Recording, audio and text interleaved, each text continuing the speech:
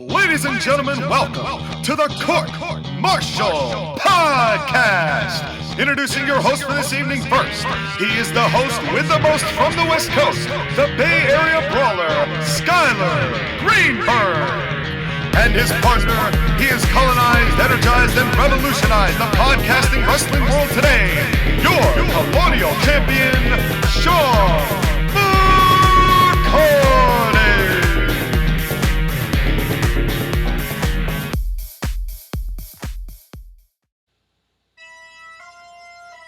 Yeah.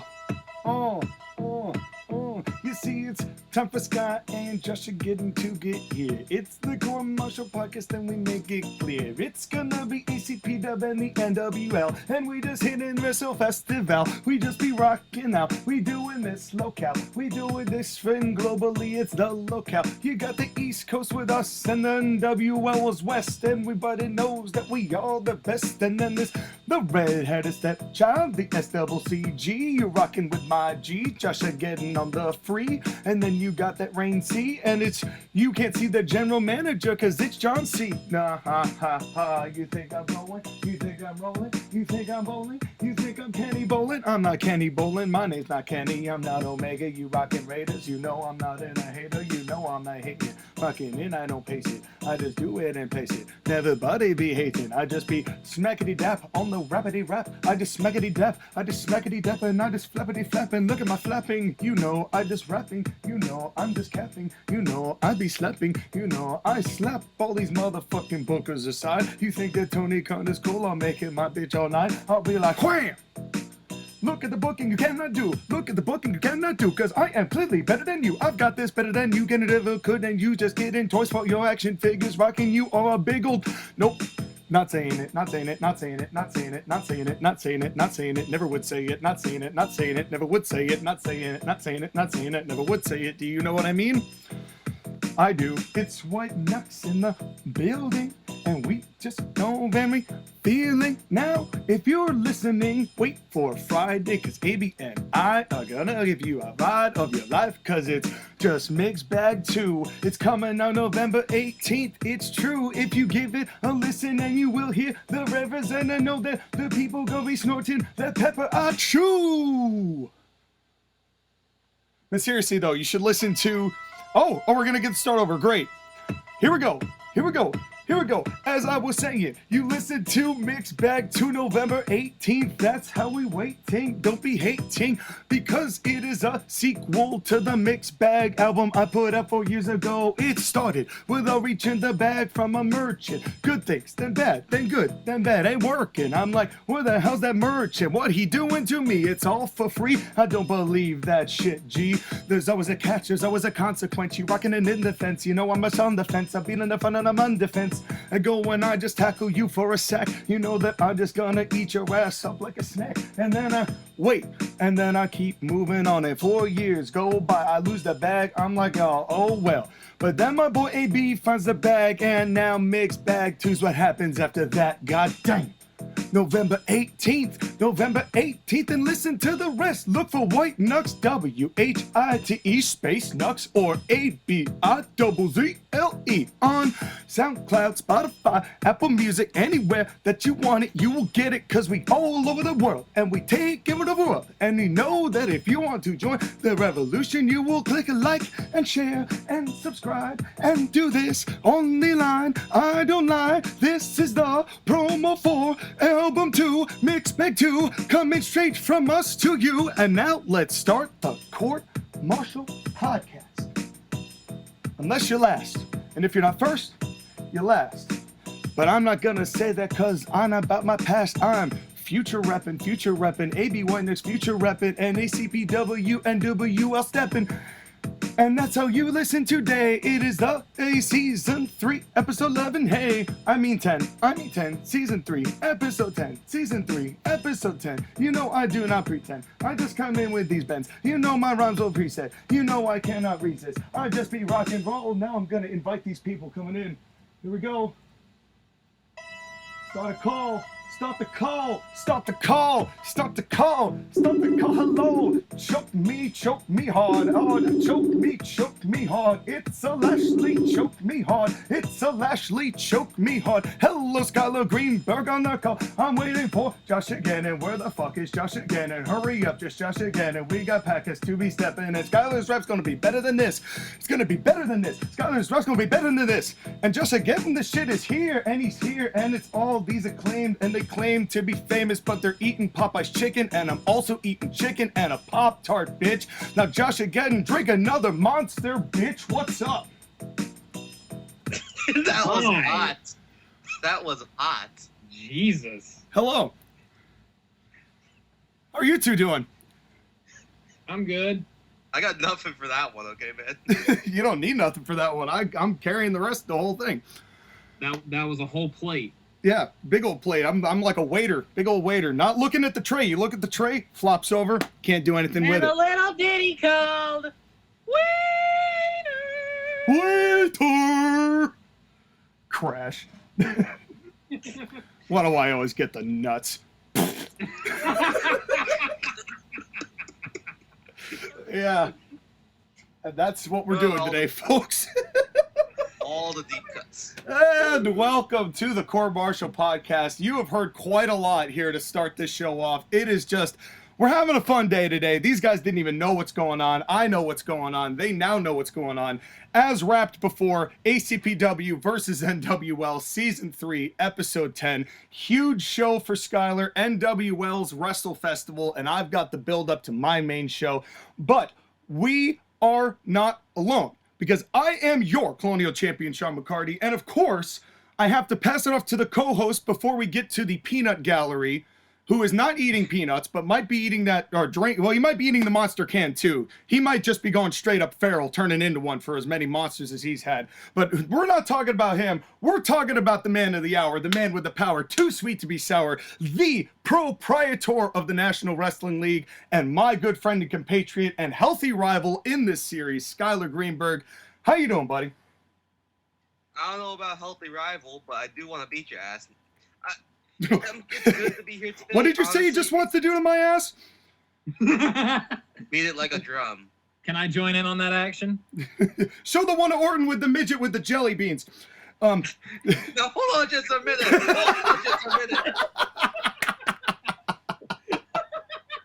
Oh, I'm so glad we all understood what I was referencing. Oh, I mean, it's an old segment, but it's a goodie. an oldie but a goldie. But speaking of gold, this man is the bronze 2 gold, and he actually won gold and had it bronze. That's the 5-head type of man this guy is. The proprietor of TAW Gaming and SCCG, JoshAgeddon. Hello, sir. Welcome once again to the second time you're on these shows. Hey, everybody. I'm not going to lie. I just had a bunch of watching, and I'm not feeling all that great. Well, That did not feel good. what was that? Freesoundsfart.wave? No, that was a video called 3 hours of fart noises. Yeah, wow. Wait, hold on. Hold on. No, don't grab your own fart noises, Skylar. This is not how we're going to start this. I mean, give me a couple seconds. I got something brewing. No, I don't need... No. Okay, can I just say something real quickly? Please. Not even talking about work. Let's do a shoot real quickly. Okay. I had to wake up a bunch of people at my job because I did an overnight shift. True. I legitimately did play that exact same video over a loudspeaker just to wake everyone up. Wow. Imagine if your day starting out with farts. Man. That gets the JoshAgeddon seal of approval right there. That's peak. That's peak existence right there.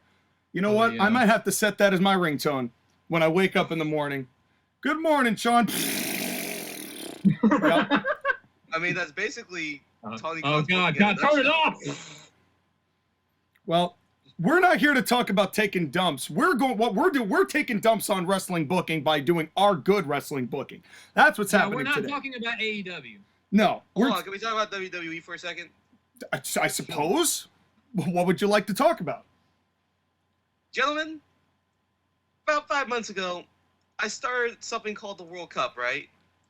Yes, which we are seeing the winner face Roman Reigns. Yep.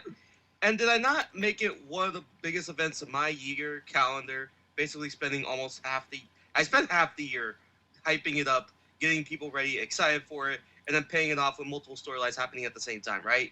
Mm-hmm. I genuinely love how you actually paced it all together to make what you made out of it. Yes. So what does Triple H decide to do? I don't know, have one on Does it SmackDown for the fuck of it? SmackDown. Yeah. Now, here's the thing. The winner gets an Intercontinental title shot against Gunther, but that's just not the same. No. I mean, Gunther is pretty powerful. We're going to see him a little bit later on, actually coming up on ACPW programming. So that's exciting, but it's not nearly the same. And a throwaway on SmackDown, it's literally like Triple H just saw our thumbnails, like, I like World Cup. He like literally just saw World Cup and is like, I'm going to do that. At least the winner of this tournament wasn't crowned best in the world this time. Yes, and they were crowned world champion, which is a little pretentious, but hey. Well, oh, and speaking of WWE, I want to know you two's opinions on this. I want to know you On two's Raw. opinions on this. Yeah, give me your opinions Yo. on this matter right here. Listen, on this past episode of Raw, Austin Theory cashed in Money in the Bank for the United States Championship and lost sure did. because of Bobby Lashley. Just, I need your thoughts on this information. Sky, why don't you go first? Why? Because I have Austin Theory on my show? Wait, before you continue, we need to throw in the News of the Week segment, so that's basically what we're doing.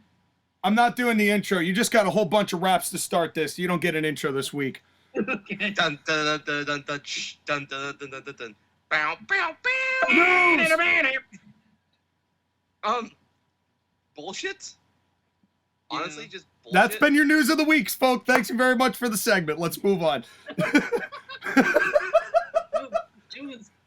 Honestly, it felt so desperately like we need to get this briefcase off this man any way possible.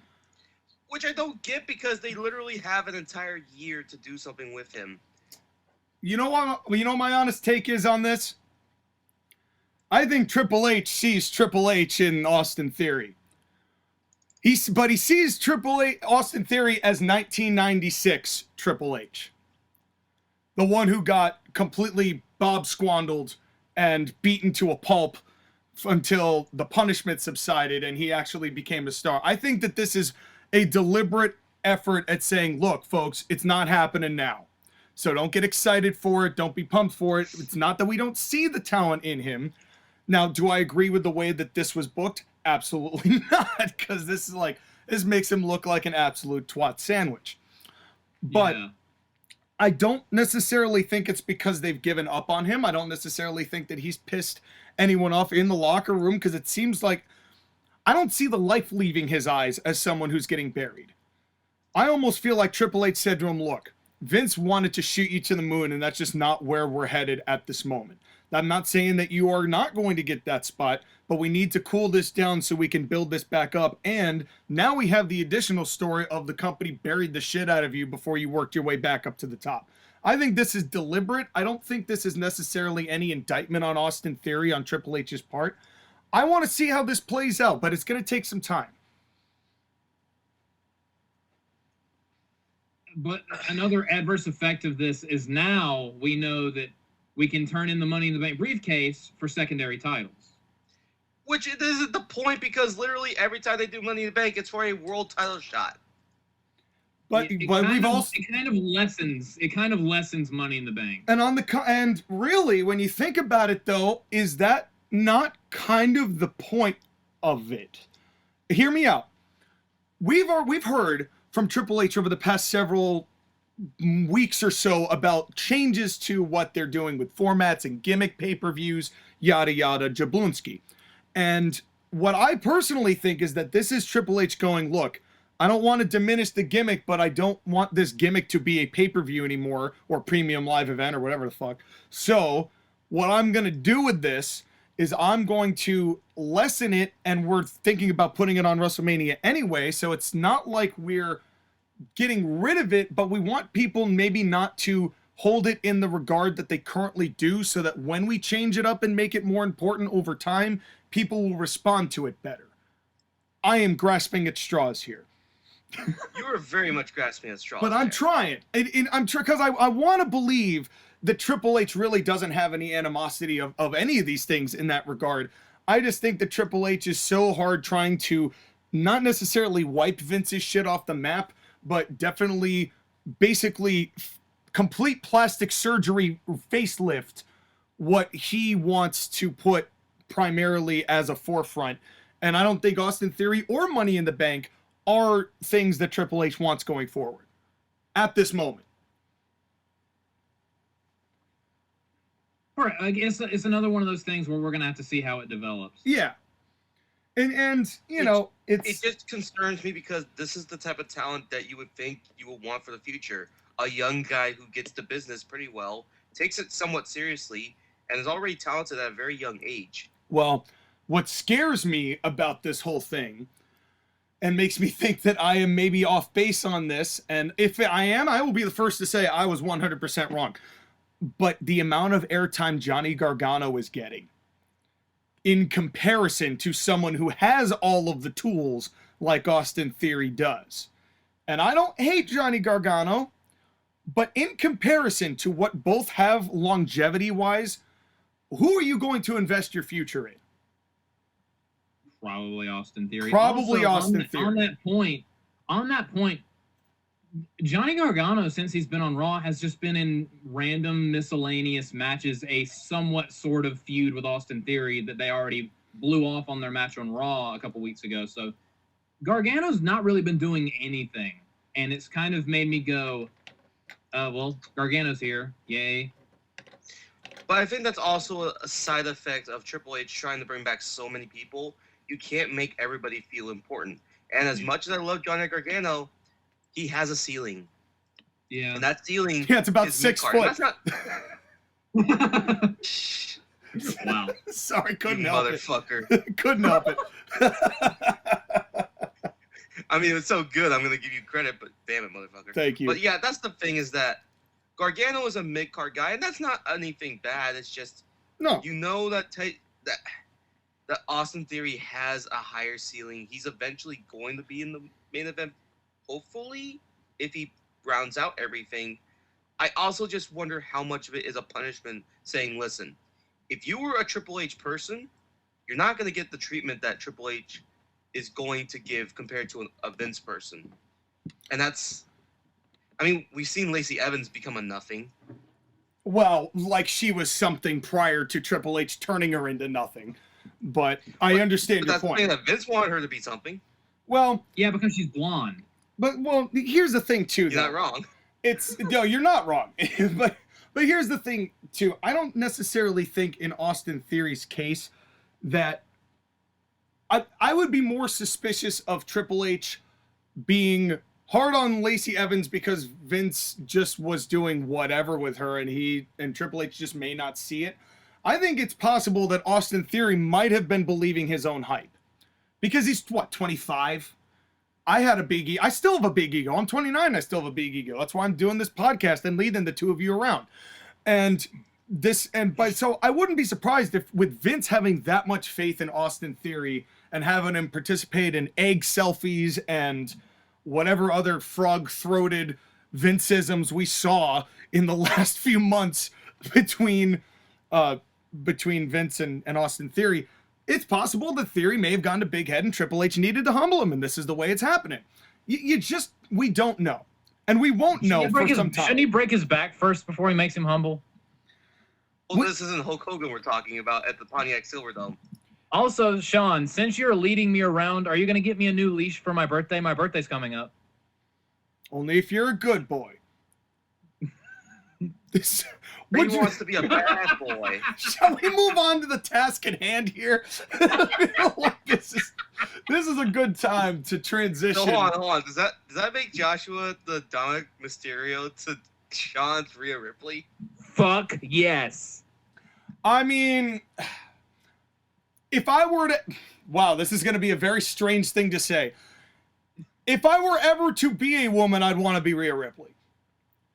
Because She's a hell of a worker. She should be world's champion. She's got a hell of a look. Enough hormones, you never know. Well, I ain't planning on doing anything of the sort. But you know what? The NFL just posted every like NFL quarterback as a woman. So this is just the direction we're headed as a species. So, now whatever viewers are left, would you like to hear some fantasy booking? Yes, please. Skylar, how you doing, buddy?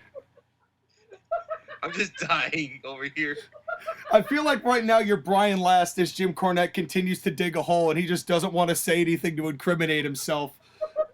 So he's just sitting. I'm here too. I'm not saying anything, but I'm here too. That's Brian Last, all right.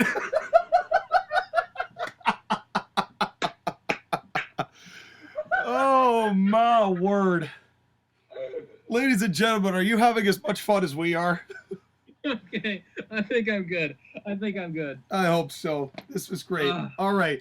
Jesus. Now let's transition to ACPW episode 28. Oh, God, that was too easy. I'm actually crying. I love the 5-second pause as it took to register that. That was gold. All right. Let's. Thank you guys for subscribing. Yeah, like, share, subscribe if you want to see for more stupid bullshit. For more of this. And all right, here we go. ACPW episode 28. Are you ready, gentlemen? Yes. But where's your show being held from? Well, our go-home show is at the other garden, the TD Garden in Boston. Why? Because I felt like it. Because there's a Massachusetts there. Well, we've got... Also, fuck the Boston Bruins. We're not getting... Well, they're winning. So, I'm not... I understand why you say that, Sky. Do your own research, folks. I'm not getting into hockey talk right here. I'm the hockey talk man. Anyway. Why that hasn't been a gimmick. Starring the Goon. And Wayne Gretzky. God. We somehow got Wayne Gretzky, too. Anyway. Wayne Gretzky's a slut. He'll do anything for money. I know. That's what I know. That was, in fact, the joke. Oh, my God. We're going to have to maintain our composure here somehow. Good luck with that. Yeah, good luck with that. We're in Boston. This is a huge show, though, because we are heading towards Winter Warfare at Madison Square Garden next month. The final episode of Season 3 of ACPW. You're going to see it. It's episode 29 total. Huge event. I'm going to do the match card after this show, but we've got some final build to do. 12 segments total on this show. Maybe 14. I can't seem to count on my notes, apparently. I think we have 14. But prior to me failing numbers, because I have a -1 here, so I'm assuming that's an additional thing I added after the fact. We have a 6-man tag main event. Ooh. It is going to be Walter, Brian Pillman Jr., and a third man versus FTR and Jeff Cobb with Jim Cornette. That's an interesting match. And, of course, some of the matches that have been confirmed for Winter Warfare, kind of just to bring everybody up to speed on that. Walter versus Jeff Cobb. If Walter wins, then Arn Anderson has 5 minutes in the ring with Jim Cornette. And Jim cannot escape. And, of course, if Jeff Cobb wins, Walter is... I believe Walter is actually fired. I'm sorry. Arn Anderson is gone from ACPW forever. No coming back. No term deal. This is it. You're done. You're fired. Never to come back in ACPW. Never to return to wrestling ever. And Brian Pillman Jr. has teased after FTR Pillmanized his tag partner's leg in Griff Garrison, has teased that the tag partner he's going to be facing them with is Stone Cold Steve Austin, and he has also teased that he will be here tonight. And we will see whether that happens, but that's our huge main event. But we also have a lot going on. We've got the contract signing between ACPW champion Cody and number one contender MJF. We've got a whole mess of other matches, which should be very fun. We've got a Titus package. We have the wrestler formerly known as Jon Moxley in action. Are you guys ready for the go-home show? Hell yeah, let's get this party started here in Boston. I got my popcorn, I got my program, I have my Fuck Boston sign, we're ready to go. Yes, and by the way, we're having a promotional material. We're also handing out Pop-Tarts. Why? 'Cause. So everybody who got a ticket who uses a QR card. Your ice cream bars? ACPW Pop-Tarts. We got a big term Yes. deal by... Who makes Pop... Oh, it's Kellogg's. My bad. Kellogg's brand deal. I feel bad that's now. a pretty big sponsor, man. It is. Congratulations. Hey, we're Madison Square Garden Kellogg's, sold if you're out. out there listening to the Court Martial podcast, give us money. That's right. Please, we need it. I'm lonely. And like, comment, and subscribe. That's Kellogg's. right. Well, here we go. It is the second to last show for Taz, but we start with Matt Striker and Taz because, of course, Taz revealed to us that he's leaving after Winter Warfare to go somewhere. Which may or may not have already been discussed on the program. But we start with a matchup. It is Camille with Alexa Bliss versus Marty Bell. How long? Who wins? Skylar. 3 minutes and the big woman. Josh again? 2 minutes and 59 seconds. The big woman. Well, it was exactly 2 minutes. And Damn it. I was closer. And it, Stupid Price is Right rules. and it was a gut. That's right. You both are over. And it was a gut wrench bomb by Big Woman. This is gonna be her name now. Then, I mean, feel Kevin Nash is available. well, we got to save that for Raquel Gonzalez Rodriguez. But at this moment, it is in fact Big Woman.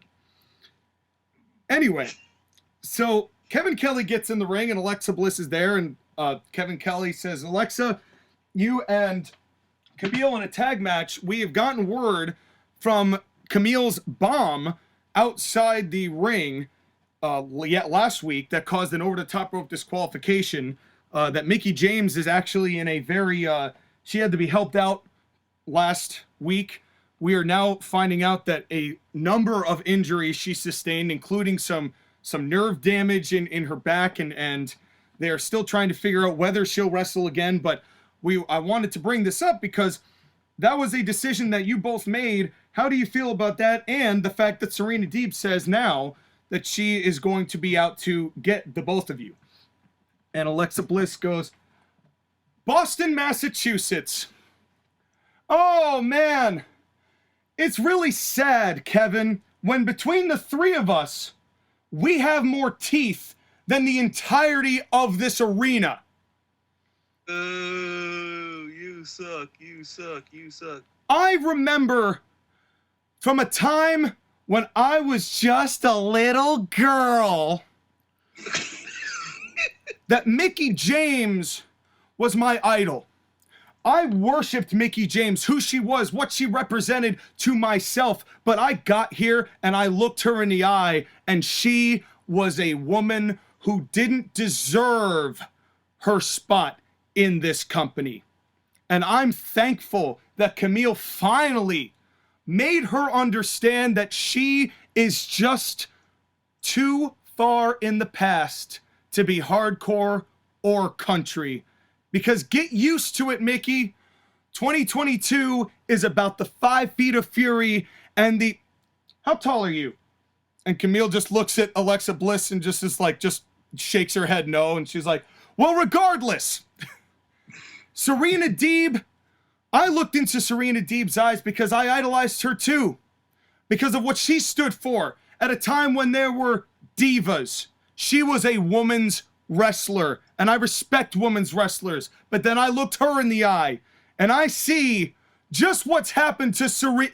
And Serena Deeb, at this point, the crowd has started to kind of come alive because Serena Deeb comes charging down the ring and just Luthez presses Alexa in the middle of this promo. Kevin Kelly gets out of the way.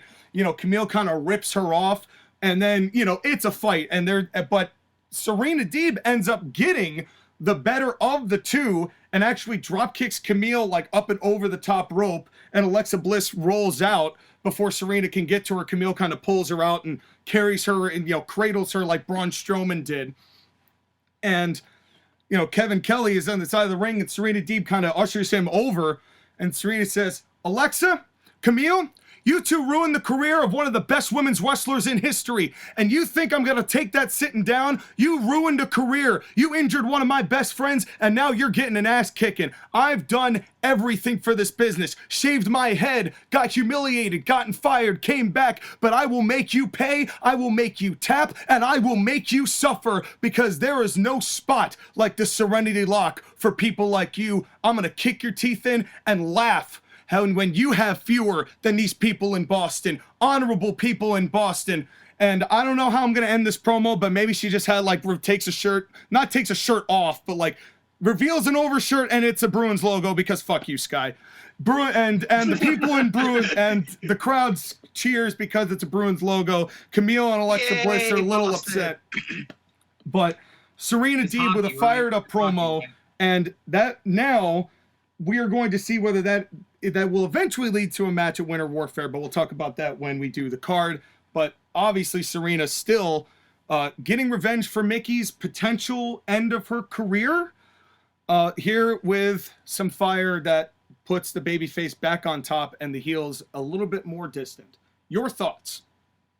Sean, let me just say that you are really good at capturing the personalities of these people.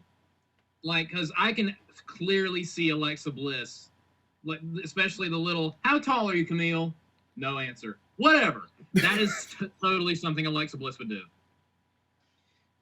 Yeah, it would. By the way, to answer your question, 5'10". Yes. She's a big woman.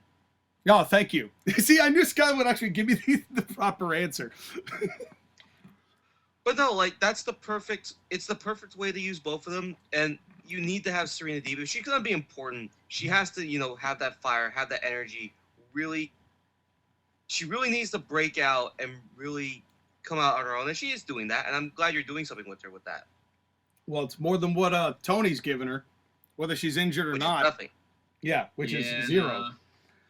So that's how we start this deal. And now we move on to Tony Schiavone in the back. And we say, hello, my name is Tony Schiavone, and I'm, of course, the backstage announcer here for ACPW, for those of you who don't know.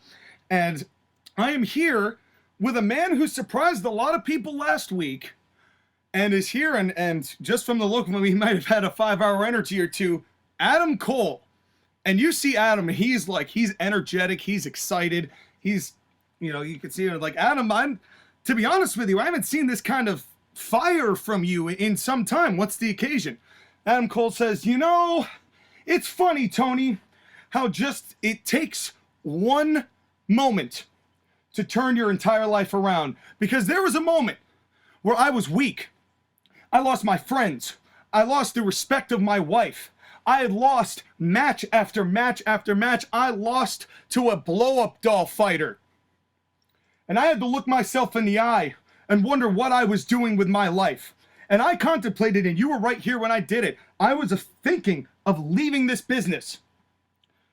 Until Shawn Michaels looked me in the eye, well, with one of them, and said, turn your life around.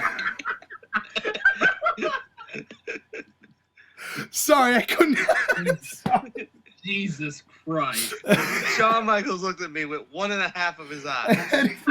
And he said, remember one who... having one eye, the other one's kind of wandering. I don't know what right. he's looking at, probably the camera. Anyway, yeah, I don't want to say he has a lazy eye, but that one's collecting unemployment. Do you remember at his Hall of Fame induction thing when Triple H was like, he's the only man I know that can hunt rabbits and fish at the same time, or something like that? Yeah. Well, that was good. But anyway, Shawn Michaels looked me in the eye and said, don't forget who the hell you are.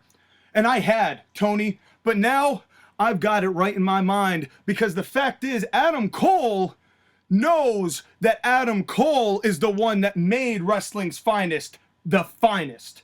Without my leadership, they're nothing. Without them using me to their advantage, they're nothing. And now, welcome one and all to the Adam Cole Redemption Tour. And it starts with the man that stabbed me in the back in the first place. Winter Warfare, Roderick Strong, it's gonna be you and me. And you're gonna be looking up at the lights when that Panama sunrise hits you to the mat. You're seeing stars, but you're looking at the best one right here. Adam Cole, baby!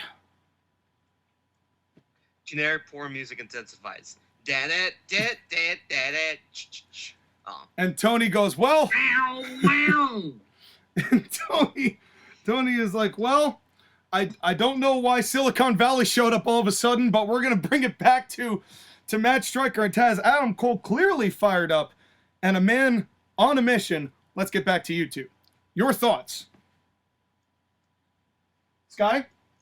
I'm glad you're finally giving Adam Cole a chance to, be somebody. Well, yeah. How long has it been since I started this downward spiral of Adam Cole? It's the entire been, year. like, almost a year, right? Yeah. Yeah, and now it's like, and we'll see, so at Winter Warfare, that is a match that will happen, is Adam Cole versus Roderick Strong. So, we move from that to the next segment, and we are come back from break, and we are back in the ring. It is the Cult of Cornette with Kevin Kelly. And Kevin Kelly says, ladies and gentlemen, you know these guys better than I do, actually, because I'm just starting to get to know them. But Jim, as the spokesman for this group, you've got a lot of major matches on the line for these individuals. And of course, we've heard from the wrestler formerly known as Jon Moxley that he has challenged Bryan Danielson. Titus O'Neil, of course, at the end of last week, had challenged Randy Orton to potentially his last match. And of course, the word that Stone Cold Steve Austin might, and as soon as he says Stone Cold Steve Austin, Jim is like, okay, let's take things back a minute. First of all, you know how much I hate traveling? I'm going to tell you how much I hate traveling. I would rather sit in Louisville, Kentucky and look at my collectibles of myself and packaged collectibles of myself, which you can buy at jimcornette.com. And I would do that rather than come and watch a bunch of hockey drunk morons pretend like they comprehend the gloriousness and the star power that is in front of them here today. You suck. Asshole.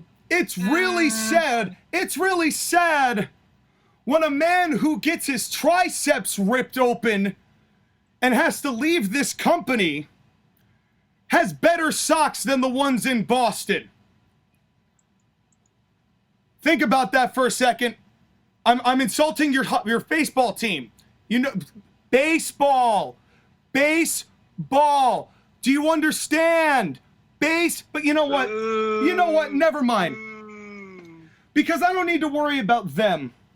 Because I've got people who are of equal moronic value who think that the Cult of Cornette is intimidated at what's going down. Let's start with Jeff Cobb. Jeff Cobb and Volter.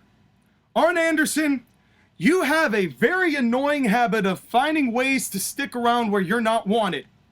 And somehow you hoodwinked the leaders of this company to maintain a contract for you, and you think you're going to get into the ring with me. Well, look what I'm surrounded by. I'm surrounded by the greatest tag team ever to walk the earth in FTR. I'm surrounded by the master tactician and technician, Bryan Danielson. I'm surrounded by the former and soon to be once again ACPW heavyweight champion, the Hawaiian Lion, Jeff Cobb. And of course, the bounty hunter himself, Randy Orton, looking to end the career of the yellow-bellied Titus O'Neil for good. Because Randy couldn't get it done the first time. Titus wants and is begging for that wheelchair, and I am more than willing to oblige. And so is Jeff Cobb and Randy Orton and Bryan Danielson and FTR. Pillman thinks he's clever because he remembered the name of his dad's tag team. How cute. How disrespectful to destroy the memory of your father by thinking you are him. And as far as Stone Cold Steve Austin, crowd goes ridiculous. Yay! I hate to break it to all of you, but he's not here. Boo. And you know why Stone Cold's not here? Because Brian Pillman Jr. isn't worth his time. And if FTR has to beat what's left of the legacy of the Pillman family, no matter how many pills are in it, they'll do it. And tonight, you get to see that demonstrated as Walter and Brian Pillman Jr. get just a little taste of what's in store for them at the main event from these two individuals. And I hear that this man, Jon Moxley, and Kevin Kelly goes, the wrestler formerly known as Jon Moxley. I'm like, what's he going to change his name back? To what? Dumbass garbage wrestler?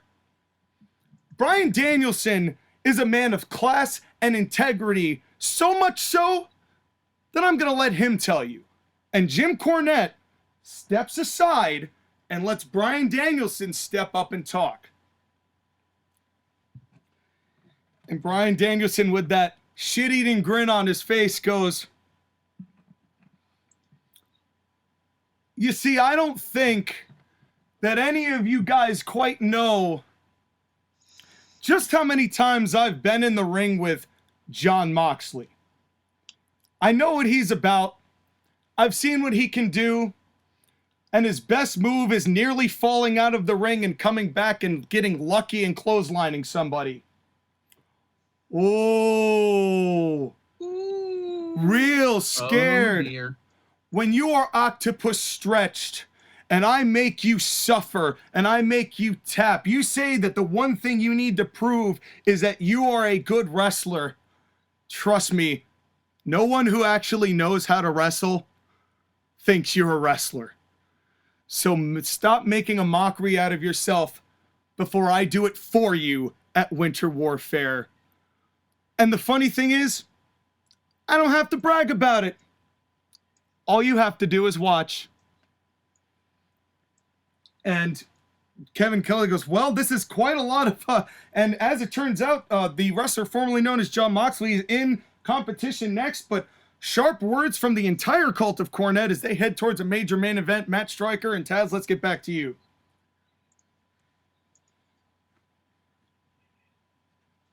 Hello? Hi. Well then. I was just absorbing that. A lot to unpack there. Yeah, Josh, again, why don't you start? It kind of reminded me of back in 2013 when Daniel Bryan, back when it was Daniel Bryan, was going up against John Cena at SummerSlam 2013, and in one of the Raws leading up, he said, I'm a wrestler, and you're a parody of a wrestler, and everyone just lost their shit. That's what it was making me think of when he was talking about Jon Moxley, or the wrestler formerly known as Jon Moxley is just a shitty garbage wrestler. So it brought me back to that more simple time. It was a simpler time. Yeah. It was a better time. Sky? I mean, if there's anybody that can basically talk down Jon Moxley and out-wrestle him, it's going to be Bryan Danielson. The question is, will you do the correct payoff? Well, it's going to be interesting to see how it all goes. And then, of course, there's a lot with, talking about Yellow Belly Titus O'Neil in his last match and Randy Orton putting him in a wheelchair for good. Yeah. Of course, the Steve Austin isn't here. What do you think of him downplaying the fact that Pillman said Austin be there tonight?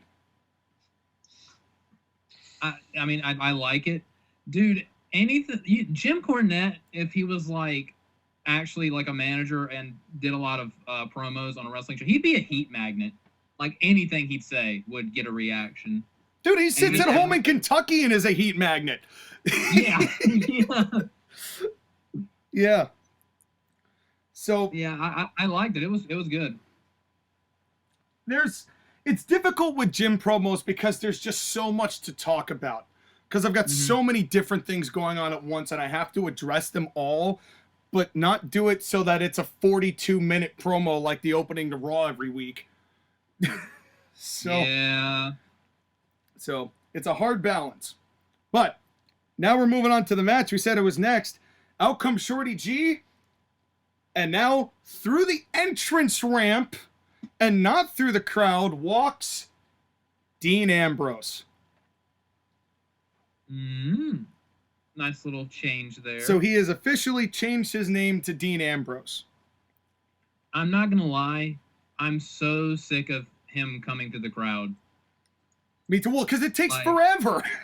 Yeah, it takes forever. He does the same thing, just water flying everywhere, him spitting everywhere, acting like he's the world's biggest badass, taking forever to get to the ring. Just walk through the entrance ramp. Yep. But he has to be cool and badass and have leather on. Well, and that's the other thing that's different. And I know this is going to be hard for you to picture. He's wearing tights. Because he's never really done that ever, but he's wearing tights. This is like FCW Dean Ambrose. Yes, correct. And in comes, and Shorty G's in the ring. How long and who wins? Dean Ambrose in 6 minutes? Dean Ambrose in 5 minutes and 45 seconds. Are you going to do the Price is Right rules the entire time, Josh, again? $1. Yes. $1. This goes 1 second. No, I'm kidding. No. Yeah. Wouldn't that be funny? Ding, low blow, disqualification. Match was 1 second. I mean, that was Randy Orton versus Jeff Hardy a long time ago. Yeah. No, that's not what happens. It's actually, Skylar was correct. It actually was 6 minutes. Fuck you, Josh, again. But by 15 seconds. The whole thing about this matchup is that Dean Ambrose is doing wrist locks and hammer locks and headlocks, and he's really trying to, like, chain wrestle a little bit, but Shorty G is like, Ambrose is impressive for what people think of him as. It's all very mat-based. They don't leave the ring once. But what changes the dynamic of the match is when Shorty G goes for his inverted angle slam that I've had him do, and Ambrose gets out of it, runs to the ropes, and does the whole, like, leg up clothesline, that swinging clothesline that he does, and he knocks over Shorty G, and he does that in and out bumps where he does like a full 360 front flip and lands on his back, and then Ambrose calls it, picks him up, double arm DDT. The name of that clothesline is the Wacky Line. No, it ain't. No, it ain't. Actually, the name. Yeah, back when he did that, Michael Cole called it the Wacky Line. Well, that's a wacky line out of Michael Cole, I'll tell you what. And Fuck the weenie. yeah, that's Weenie Shire Cole. We don't talk about him anymore. He's dead. Less weenie Michael Cole on programming now is slightly. Michael, get your weenie. Put your weenie back up. No more Weenie Shire, please. But Dean Ambrose with the pendulum clothesline. Boom. That would be the name. And then, of course, gets him up. Double arm DDT. It's not going to have a funky name. It's a double arm DDT. 1, 2, 3. But at the same time, a lot of wrestling is what caused Ambrose to really win the match, going back and forth with Shorty G. But, you know, no one's going to claim that he's going to out-wrestle Chad Gable. But he made the effort. This is good, but it makes me sad because it's not going to happen in real life. Dean Ambrose and Shorty G? No, John Moxley saying, I'm actually going to wrestle, and wears tights and, you know, wrestles. Oh, yeah, no. No. That would be nice. Him staying in the ring for a whole 6 minutes. Yeah. Yeah. Sky? I mean, you could have that happen in the AEW video game that's coming up. Okay. Yeah, fight forever. Yeah. No thanks. Fight More forever. like forever outside the production. ring. Yeah. I'm. Have you seen the test footage of that game? Oh, it looks awful. Yikes! Yeah. Yikes! Yikes indeed. Not ukes. Yikes. I mean, what's the point of the game? The game looks like what? What was that game? Day of Reckoning, so long ago. Oh, you're right. Yeah. Also, I very much appreciated the Ukes joke. Yeah. That's a nice, video game I'm glad developer you joke. got that. That was good. Yeah. So. This game was made by Traveler's Tales. Yes, indeed it was. And speaking of, we've got another promo. And we're back in Tony Schiavone, and he goes, "Hello, I'm Tony Schiavone. I'm the backstage announcer for ACPW, and with me is one participant in this major six-man tag and the opponent of Jeff Cobb at Winter Warfare, Walter." Ooh, shit. And sorry, Josh again. That was really well timed. That was good. I'm sorry. Anyway, and Tony says, "Walter, you've got a lot on your plate right now, big stakes, and you're fighting for Arn Anderson." I didn't even do that one on purpose. This is just okay. Basically, the three of us are all just Sami Zayn trying to break character of everyone. This podcast is D-Generation X right now. Yes, we're all feeling very kill each oozy other. right now. That's right. Which, by the way, in Tongan means pussy. Yeah. Well, I get the feeling I felt more than either of the two of you, but let's not talk about that. He's got one oosy poosy. Because we're talking about Walter.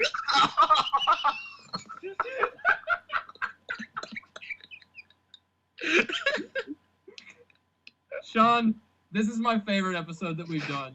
This is my favorite episode that we've done ever. Well, and what better way to add to the laughs than a promo from Walter? Yeah. As Tony says, you've got a lot on your plate, big stakes, no potatoes, but you're fighting for Arn Anderson to get 5 minutes with Jim Cornette, but you also have a major gripe against Jim Cornette, considering that he's the one who cost you that ACPW championship match. Your thoughts heading into this major six-man tag? And Walter, he's got his hands behind his back. He goes, Winter Warfare, Jim Cornette will have nowhere left to run. Jeff Cobb, I've beaten you once. I will again. Because Jim Cornette, Jeff Cobb, and the entire cult will fall to the Imperial Order. And he looks to his left, and he kind of eggs his head over like, come on in. And from the side walks in Ludwig Kaiser. And, oh, shit! And the two of them just kind of stare, they look down and Walter looks down at Tony, goes, anything else?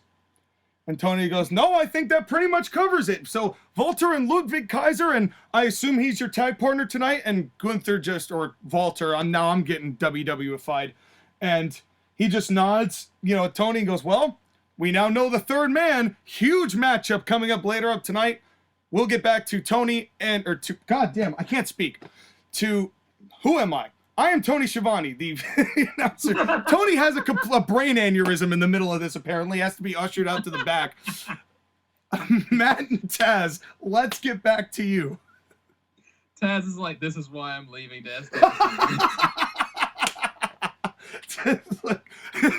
Taz is like, is he Tony, I'm tired of your shit. Go see a doctor. Yeah, Taz is like, is he okay? And Matt's like, they're looking into it. We'll be right back. Okay, your thoughts on Ludwig Kaiser? Not even joking. Walter just looking at Tony and going, anything else? That would scare the shit out of me into having an aneurysm. Yeah. If this was a lesser wrestling company, when you said Imperial Order, the Death March theme for Darth Vader would start playing right now. Yeah. You know what's funny is I came up with that name looking at a Yu-Gi-Oh card. called Okay, Imperial. is that the one where God cast? Is that a trap card that God casts down on people? Yeah, he's got his finger pointing down. He's the king, and he's like, nah, I've made an Imperial order. And that card has been banned in Yu-Gi-Oh! Play for, like, forever because it's so goddamn cracked. And Ludwig Kaiser walks into frame with a Yu-Gi-Oh! Card around his neck. he walks around with he's not Imperial Logan Order. Paul. He walks around literally with Imperial Order on as his belt buckle. Yeah. Oh, man. And just so everyone's up to speed, this is what the card looks like. Okay. So, are we ready for the next segment? Yes. All right. It is James Storm versus Pete Dunne. Oh. Who wins and how long? 5 minutes in the Cowboy. The Cowboy in 5 minutes and 30 seconds. It is 4 minutes. Damn it. And James Storm wins with the Eye of the Storm in fairly short order. I feel bad for doing this to Pete Dunne, but right now he's a great worker to job for people I'm trying to use. Dare I say you are butchering his image. And Ooh. I'll go sit in the corner. Kevin Kelly, oh no, come back, there's a promo. And Kevin Kelly comes into the ring and goes, James, Robert Roode laid down the challenge last week. Your former friend, a man who you thought you could trust, stabbing you in the back again. So what is going through your mind heading into that match with your former tag partner? And James Storm goes, Boston M.A. There is one thing I know to be an absolute fact. I'm not too bright, but I am a man that gets back at the men who get at me. I take my revenge one cold sip at a time because it is a dish best drank cold. And Robert Roode, I should have known from the start that you were going to do this to me. And that's why I say maybe I'm not too bright, but I am pretty damn motivated. And at Winter Warfare, I don't care whether I need to smash this bottle over the top of your head or put this boot down your throat. Maybe both. But you think you took down a cowboy. But the fact of the matter is, I ain't beat, I'm mad. And you think you were my luck? Well, when you find out at Winter Warfare that luck is really not something that exists, I'll say sorry about your damn luck when I kick the shit out of you. And he just smashes the bottle or throws it in the crowd and hits a child and they get sued. No, I'm kidding. He drinks beer. He drinks a beer, and the crowd's happy. Spits it into the crowd on a child. Yeah, no, I mean, obviously I should have cut it off prior to when I did, but you get the gist. You got to remember when I do these promos, I'm doing what they would do, but they're still going to be them when they do it. Yeah. So you get the idea. James Storm is pissed. He's going after Robert Roode for what Robert Roode did to him. Mm-hmm. Thoughts? I could totally see him doing the exact promo that you just did, word for word. Sky? I love the way that you mix it up for people. That would sound like a promo James Storm would say. Well, thank you. Thank you. I'm glad that I am acing the verisimilitude. Look that one up, kids. If you will. I'm going to use that in conversation with my little brother, and he's going to hate me for it. And you know what? You know who you can thank for that word? Count Olaf, baby. Jim Carrey used that word in a series of unfortunate events, and I didn't know what it meant, so I looked it up, and now I use it. And then the unthinkable happened. Do you know which wasn't even in the movie? That line wasn't even in the damn movie. That's the funniest part. It was a deleted scene they used just to hype the promos up, and they never used it. Oh, man. Great stuff. Anyway, so that's the whole framework of James Storm versus Robert Roode. So now we know what's going on with that. Now, Tony Schiavone has regained his faculties, and he's back from the doctor. He's in the back, and he goes, "Hello, looks down at card, Tony Schiavone, and I'm the backstage announcer for What the hell? for ACPW." I'm Tony Schiavone. I'm the backstage interview guy for NWL. Oh. Is Tony Sean become Tony It's Sean? Tony Schiavone. Well, now I have my next TAWTF superstar. Oh, god damn. Is Tony Schiavone basically the new Mike Adamle? Oh, man. Jeff Harvey. Amazing. And I'm here with Arn Anderson. And Arn, you have now taken more of a backstage role now that your contract has been restructured, but it's on the line. As of your doing, it's on the line against Jim Cornette. If Walter loses, you're gone from ACPW, but the trade-off has got to be something you're looking forward to. And Arn Anderson goes, "Tony, take a breath, man. You've had a hard day. You've had a hard day. But I'll tell you something that ain't hard. And what isn't hard is seeing the writing on the wall for a man like Jim Cornette. Because Jim Cornette, for 3 years, made my life a living hell. He put me after trial after trial, hard decision after hard decision, and I did it to the best of my ability. And am I ashamed, or do I regret a single choice I made as commissioner? I do not. But I'll tell you what I will regret. If I don't get the chance to put these hands around that scrawny little neck, I don't care how old he is, I don't care how much weight he's lost, I am about to take these Glocks and choke the living hell out of a man who loves pretending to choke the chicken." I believe there was once a phrase for Jim Cornette, back when his mama paid for everything, that he was a spoiled little kid. And Jim, I see you and I look into your eyes, and I've dealt with you for years and years and years, and you're still that spoiled little kid thinking he can get away with whatever he wants. And it may be that for 20 years I've made a living out of beating the hell out of your teams and getting my hands on you once or twice as well, but it's never more satisfying when it's the last time. 5 minutes, Jim. All I need is 1, but I'll get 5. All it takes is for Walter to do his job, and I've got full confidence. And in fact, so much confidence, I'll be in his corner to make sure that you don't pull any shenanigans to make sure that my contract gets dissolved. If I'm going to be on the line, I'm going to be in charge of my destiny. And my destiny, Jim, is beating your ass. And Tony goes, Arn Anderson, what?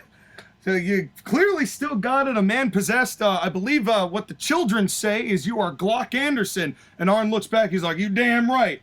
And he goes, "Well, let's, we now know what's on the line. We've heard from the man whose stakes are claimed. Let's get back to you guys back at the booth." Another great promo. I mean, it makes me think of, like, No Way Out 2012, John Cena versus The Big Show, where John Laurinaitis' job was on the line and John Cena won, then gave him the attitude adjustment to the table. It's like that, except like 1,000 times better. And with likable people. Yeah. And like Jim Cornette, he's the likable kind of hateable. You know what I mean? I do. So like you want to see Arn Anderson kick his ass, but you know, because it would be entertaining. Agreed. I do think it would be Glock action. Yeah. Skylar, your thoughts on the promo? I'm ready to see Arn Anderson take ass, kick names, and chew bubblegum. He's all out of bubblegum. I can't wait to see him kick names as well. I want to see him whip his Glock out. Okay, hold on. Real quick. Sean, can we take a second? What do you need? So, I'm watching the end of the Minnesota Vikings-Buffalo Bills game. The Vikings are down 27-13 at the start of the fourth quarter. They score a touchdown. They get to 23-27. They go to the 1 yard line with 30 seconds left, and they get stopped at the 1 yard line. The Bills have the ball. The Bills snap the ball, but the snap is mishandled, and the Vikings defense just picked up the ball to take the lead. 29-27. That's the beginning of the fourth? That's the end. The Vikings. Oh, that was the game? At the end of the Vikings had the ball at the 1 yard line. They got stopped by the Buffalo Bills defense. The Bills had 37 seconds left with a 27-23 lead. All they had to do was just run the ball. But when they do the snap at the 1 yard line for the Bills, Josh Allen dropped the ball and the Vikings recovered it, and it's a touchdown for the defense. Football! Football! Holy shit. Tampa won today, and by the time you're hearing that was like 3 days ago. Football. JoshAgeddon, that's a sport. I can tell. All right. I don't know why you wouldn't like it, because it's big, grown, beefy men wrestling with each other over balls. Yeah, that does sound, when you frame it in that context, that does sound up your alley. Oh, I wish it was up my alley. Well, it can be. Okay, never mind. It can be. You can start watching it. Sign up so I can get some other stuff out of there. Yeah, well, I mean, they wear a lot of pads. Anyway, let's move on, shall we?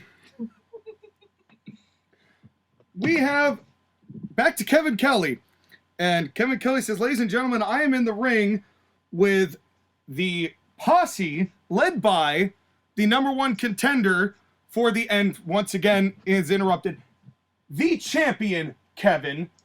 And he goes, with the #1 contender for the championship, the women's championship at Winter Warfare, Dr. Britt Baker. And Kevin goes, Britt, we heard that Shayna Baszler, even though her jaw has been wired shut, still wants to wrestle you, and the stipulation of the match would be given today for what that match is going to be at Winter Warfare. What are your thoughts about what the stipulation might be? And Britt goes, I heard some people earlier tonight talking about this crowd needing dental work done, so I pulled an Oprah, and underneath all of your seats is a card to my shop, to my office. I will gladly help you and take more of your money. Ooh. That is such a thing. She would absolutely do that. But we're getting aside from what the real task at hand is here, because I know that there is one man here in this business who can do the right thing. Because you know it, these people know it, I should be, and am the uncrowned women's champion after beating Shayna Baszler at the most recent event that we've wrestled. And now she wants a match with her jaw wired shut. I can't wait to rip the jaw out of her mouth, if that's what it's going to take. I don't care what stipulation it is, because the only stipulation that Commissioner Jim Ross should be endowing is my coronation as women's champion. JR, get your ass out here and do the right thing. And Jim walks out, no music, as much as I'd love to give him music. He doesn't need music. He's the commissioner, and he's not Indiana Jones either. Both of you have done that. No, I did Boomer sooner. You tried, and it ended up as Indiana Jones. So Jim Ross comes in with a hat, a base suit, and a whip. Yeah, swinging in there. And he rolls into the ring. Nah, I'm kidding. He can't do that. And and Kevin goes, wow. God, I'm on fire today. And Kevin Kelly, calling everyone out. I know, I've nobody is left safe. Kevin Kelly goes, well, Commissioner Jim, I mean, you've heard what Dr. Britt has said, and let's hear your decision. And Jim Ross goes, you know, young lady, I used to have a name for women like you, and for women like your posse who disrespected the people who are the ones trying to give you every opportunity you possibly can. You should be lucky you're even in the women's championship match after what you've done. But the name that I used to give women like you is Jezebel. Yes! That's what I was hoping it was. But I can't say those things anymore because I'm in a position of responsibility. But I have heard word from the women's champion Shayna Baszler, who she does have her jaw wired shut. She does want to wrestle you, but she doesn't want them involved. After all, it was because of these two that you were able to do the damage you did to Shayna Baszler, and therefore, I would rather have the odds a little more even for a title match of that magnitude. So, Britt, I'm going to give you part of what you want because you will have the chance to become the ACPW Women's Champion legitimately against Shayna Baszler in a steel cage. And Britt's eyes open like quarters, and he goes, the rules are simple. No one gets in, no one gets out. There must be a winner. So I hope that you get plenty of money fixing teeth because Shayna Baszler's coming for yours. And now we get the Boomer Sooner da da da da da da da, and he walks off, rather satisfied. And you could tell she's afraid, but she's trying to play it off. And the two, Jamie and Reba are like, "No, it's okay. You're gonna be fine. You women's champion. You'll be big." And she's like, "Why are you going Spanish Mexican on that?" I don't know. But that's what happens. And we go to commercial with her with the look of concern on Britt Baker's face. Your thoughts? You popped me so hard with the Jezebel line. Bet. When you first said, "I have a name for women like you," I was like, "Please say Jezebel. Please say Jezebel. Please say Jezebel." That made me so happy. 10 out of 10 promo, just for that. Thank you. Sky? It's a very good promo. It sets up a very interesting match stipulation. We've seen the steel cage be kind of ruined by WWE with the whole escaping thing, so I'm glad you're taking that element out. Yep. Because there shouldn't be any escaping in steel cage matches. Yeah, Agreed. so with your steel cage match, is it like going to have a roof on top of it? Yeah, it's caged. Okay, cool. Yeah, what do you think people are going to climb in? They're not going to climb in. No, they're going to people have climbed in, so you could have had, especially with Dr. Britt Baker's seconds. Yeah, that's the whole point, is trying to keep them out. The cage match is meant for that. And this is the second cage match I've ever had in ACPW. The first was for the tag titles between the Hardys and FTR. And now we're having a women's cage match, just going to show that I don't necessarily agree with people like Jim Cornette saying that women can't have these kinds of matches or it delegitimizes the gimmick. You can have women in these matches, but you need the right backing and the right people and the right story to make it work. That is something that is still lost in modern wrestling because they just have these matches for the sake of having these matches half the time. And you have all of those elements. I mean, a cage match is perfect for Shayna Baszler. Something else to keep in mind, particularly with Jim Cornette and what he says, that it's not necessarily that women can't do it. It's that it shouldn't be every woman doing it. And it should be the top women doing this. Not only necessarily in the match, but also you have to make sure that when they have the top women wrestling in these type of matches, it's earned. Yeah. And beyond being earned, it needs to be a situation where you're not doing it every single week, every single month. Yeah. What, you don't want to watch Ronda Rousey versus Liv Morgan in an Extreme Rules match because the pay-per-view's called Extreme Rules?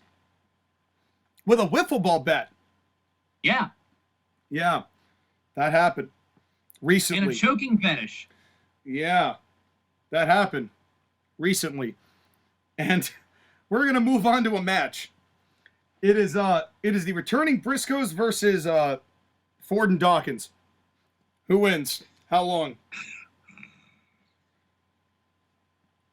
Skylar, you go first. The Street Profits in 4 minutes. Lol. The Briscoes in 4 minutes and a half a second. Well, the Briscoes win it in 7. Ha-ha! But the what happens is the Briscoes win it, but they use Bobby Fish's Fisherman Buster, and then Jay lands his Senton 1, 2, 3.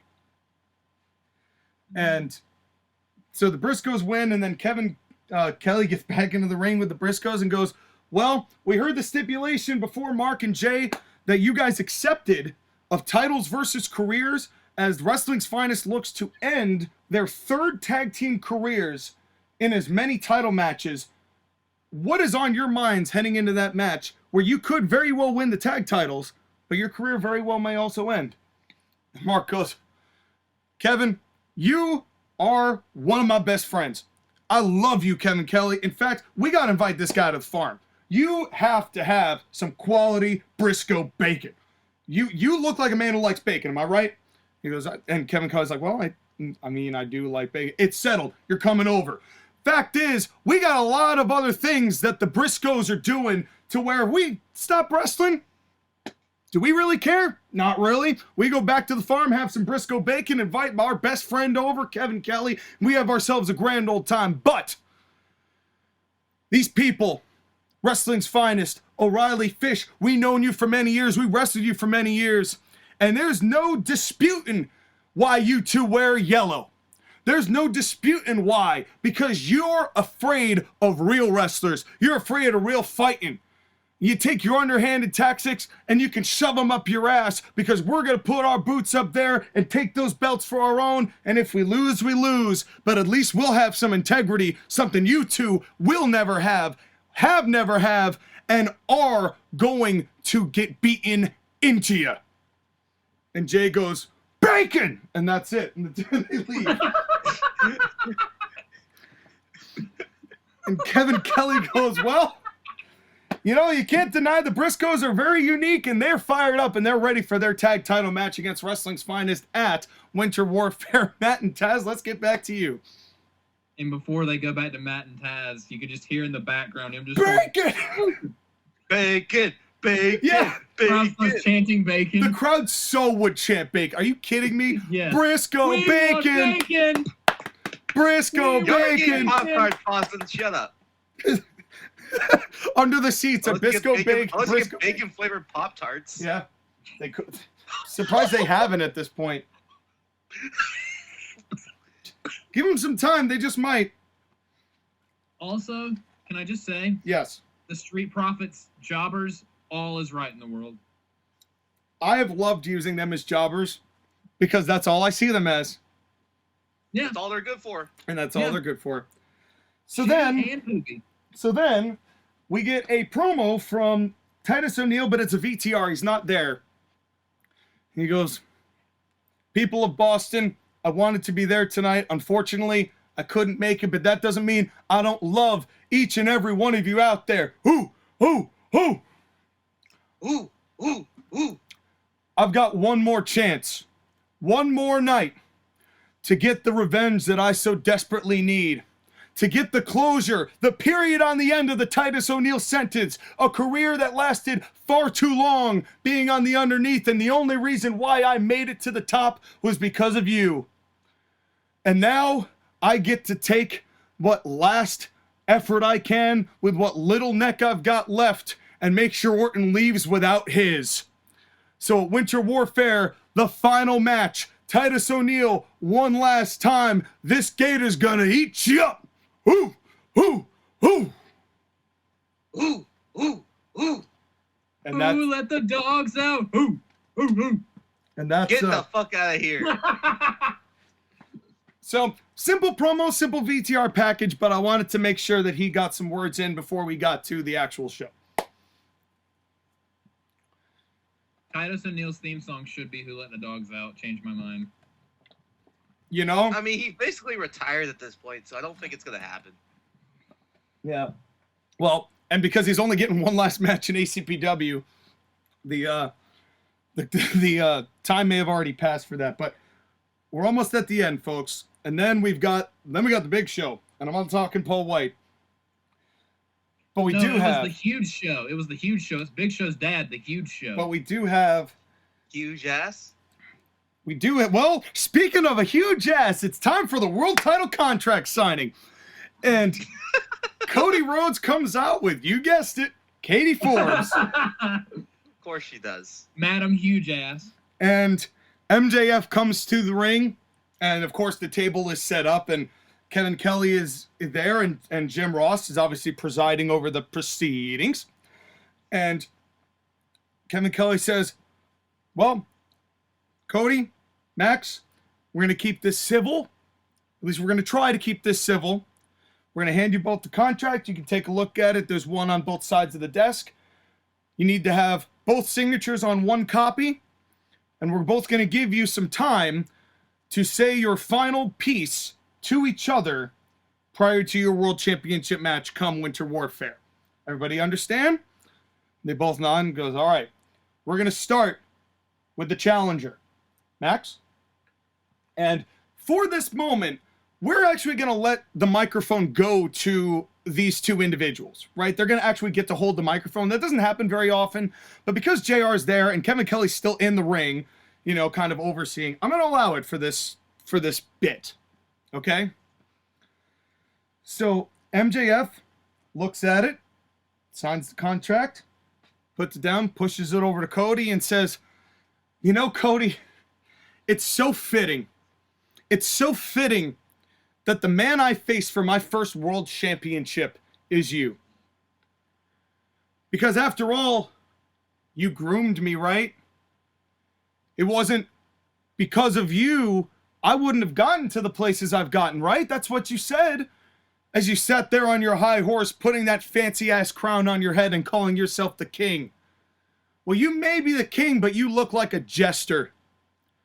Because you are a mockery of what real wrestlers are. You're a mockery of your father. You're a mockery of your brother. And you're a mockery of yourself. Have you looked in the mirror? Have you looked in the mirror, Cody? The only thing missing from your getup is a diaper. Because you're pampered. You've had baby oil slathered all over you, and you've been spanked and coddled and carried through this business. And I have worked day in and day out for what I've earned. And what I've earned is superiority from you. I've become better than you could ever be, than anyone here could ever be, than anyone in that locker room could ever be. And to see someone so coddled, when truthfully it took a brick from somebody who was impersonating someone else to give you that belt, and you haven't defended it since. You used an excuse of Arn Anderson and a lawsuit so you wouldn't have to go and play with the rest of us. And I'm tired of watching cosplay Cody take center stage. And so at Winter Warfare, I am going to do to you what you thought you did to me all those years ago when we faced each other last, when you left me beaten, when you left me broken. I'll never forget that day, Cody, because I replay it every day in my head. I replay that moment when you did everything to prove me right. And I can't stand the thought of looking at you in the eyes and pretend like I have respect for you, because you are a spoiled brat. You are a pompous ass, and I am the salt of the freaking earth, and I will make you suffer, and I will take that belt from you because I am better than you, and you know it.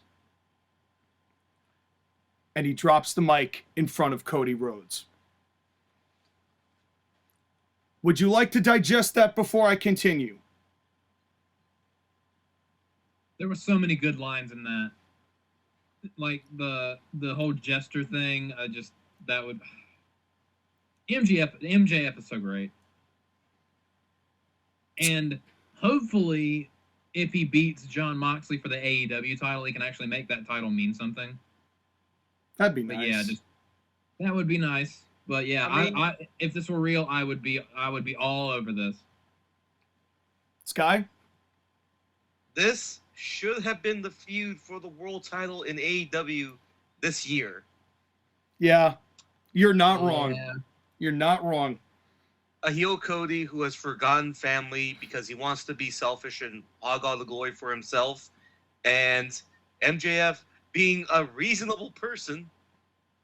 Yeah. And now the pass has been gone to Cody, and Cody takes it and he looks at Katie and he looks at Max, signs the contract, or he's about to sign the contract, and he puts the pen down and he takes the microphone. Cody goes, Maxwellian, I would love to sit here in front of you and say the things I've said to all of these people who ought to worship their king, sitting in front of them here today. But you know me better than that. And I know you better than that too. Because Max, whether you want to believe it or not, I do more for these people, and I do more than just self-serve than you'll ever know. I said last week that I had something, evidence, that your king was truly working for his opinion to be changed by these people. And now I have made sure to submit the tapes to the production truck. I would like to direct everyone's attention now to the Tron so they can see just what I've really been going through the past 6 months. And they do it, and there's the show of the torn pectoral and separated off the bone. And the second they show it, everyone's like, oh! And there's images of the actual surgery. Like, it's pretty intense. And while these are going up, I said, and Cody's like, you see, when I won that title from Walter, I tore this pectoral straight off the bone within 2 minutes of that match. And somehow I managed to win that championship against a man who by all rights should have beaten me. And I believe that I am worthy of this championship. I always have, because I am your king. I am the man who reigns atop as wrestling royalty. But that doesn't mean that I didn't claw my way to come back and fight you, Max. That doesn't mean that I haven't sacrificed for this business, that I haven't sacrificed for everything that I've earned, because I've done everything I can to keep this belt, because I believe that I can help wrestling in this position. You, Max, look more important now staring across the table from me than you have since you walked in here. There's no denying that. Because from day one, Max, I knew you would become this man. I knew you would become this person. And yes, you do have me to thank for that. But that doesn't mean that when I face you in the ring at Winter Warfare, that I won't be proud to step into the ring with you and proud to beat you down, because I will have had everything back to normal. I'll be able to fight and give you everything, every bone in my body, every piece of blood coming off of my brain, all of it happens at Winter Warfare, and I will do it all for the sake of this belt, and I will beat you, and I will retain, because you will have no choice but to acknowledge, recognize, and worship your king. And there's a massive stare down. And Jim Ross takes the mic off the table and goes, gentlemen, the match is set.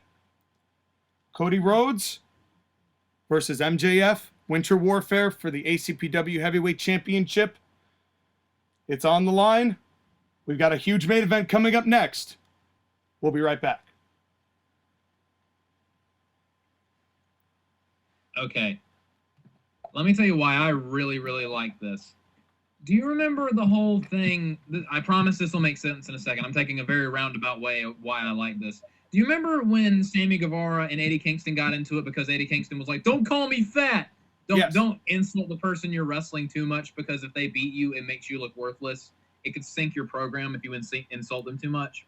Yes. Well, with this, MJF has a point, like basically calling Cody a coward, and he's like, well, you haven't defended your belt. You won it because someone hit someone else with a brick. You're not a real world champion. You don't do anything. Cody revealing, well, there's a reason for that. And basically utilizing the whole injury thing and the whole torn pec thing. really kind of makes Cody, even though he's a dastardly heel, look like a tough one, even though everything MJF is saying is true. It gives a perfect reason as to why he's been so withdrawn from actual action. So I really do like that. I feel like that's a good piece of the puzzle to make this more interesting. Sky? And now a lot of things make more sense. Yeah. A lot of things make more sense. And Sean, I'm not going to lie, I know stuff that the people don't know that explains a lot of what's going to happen in the next few months. I can already tell.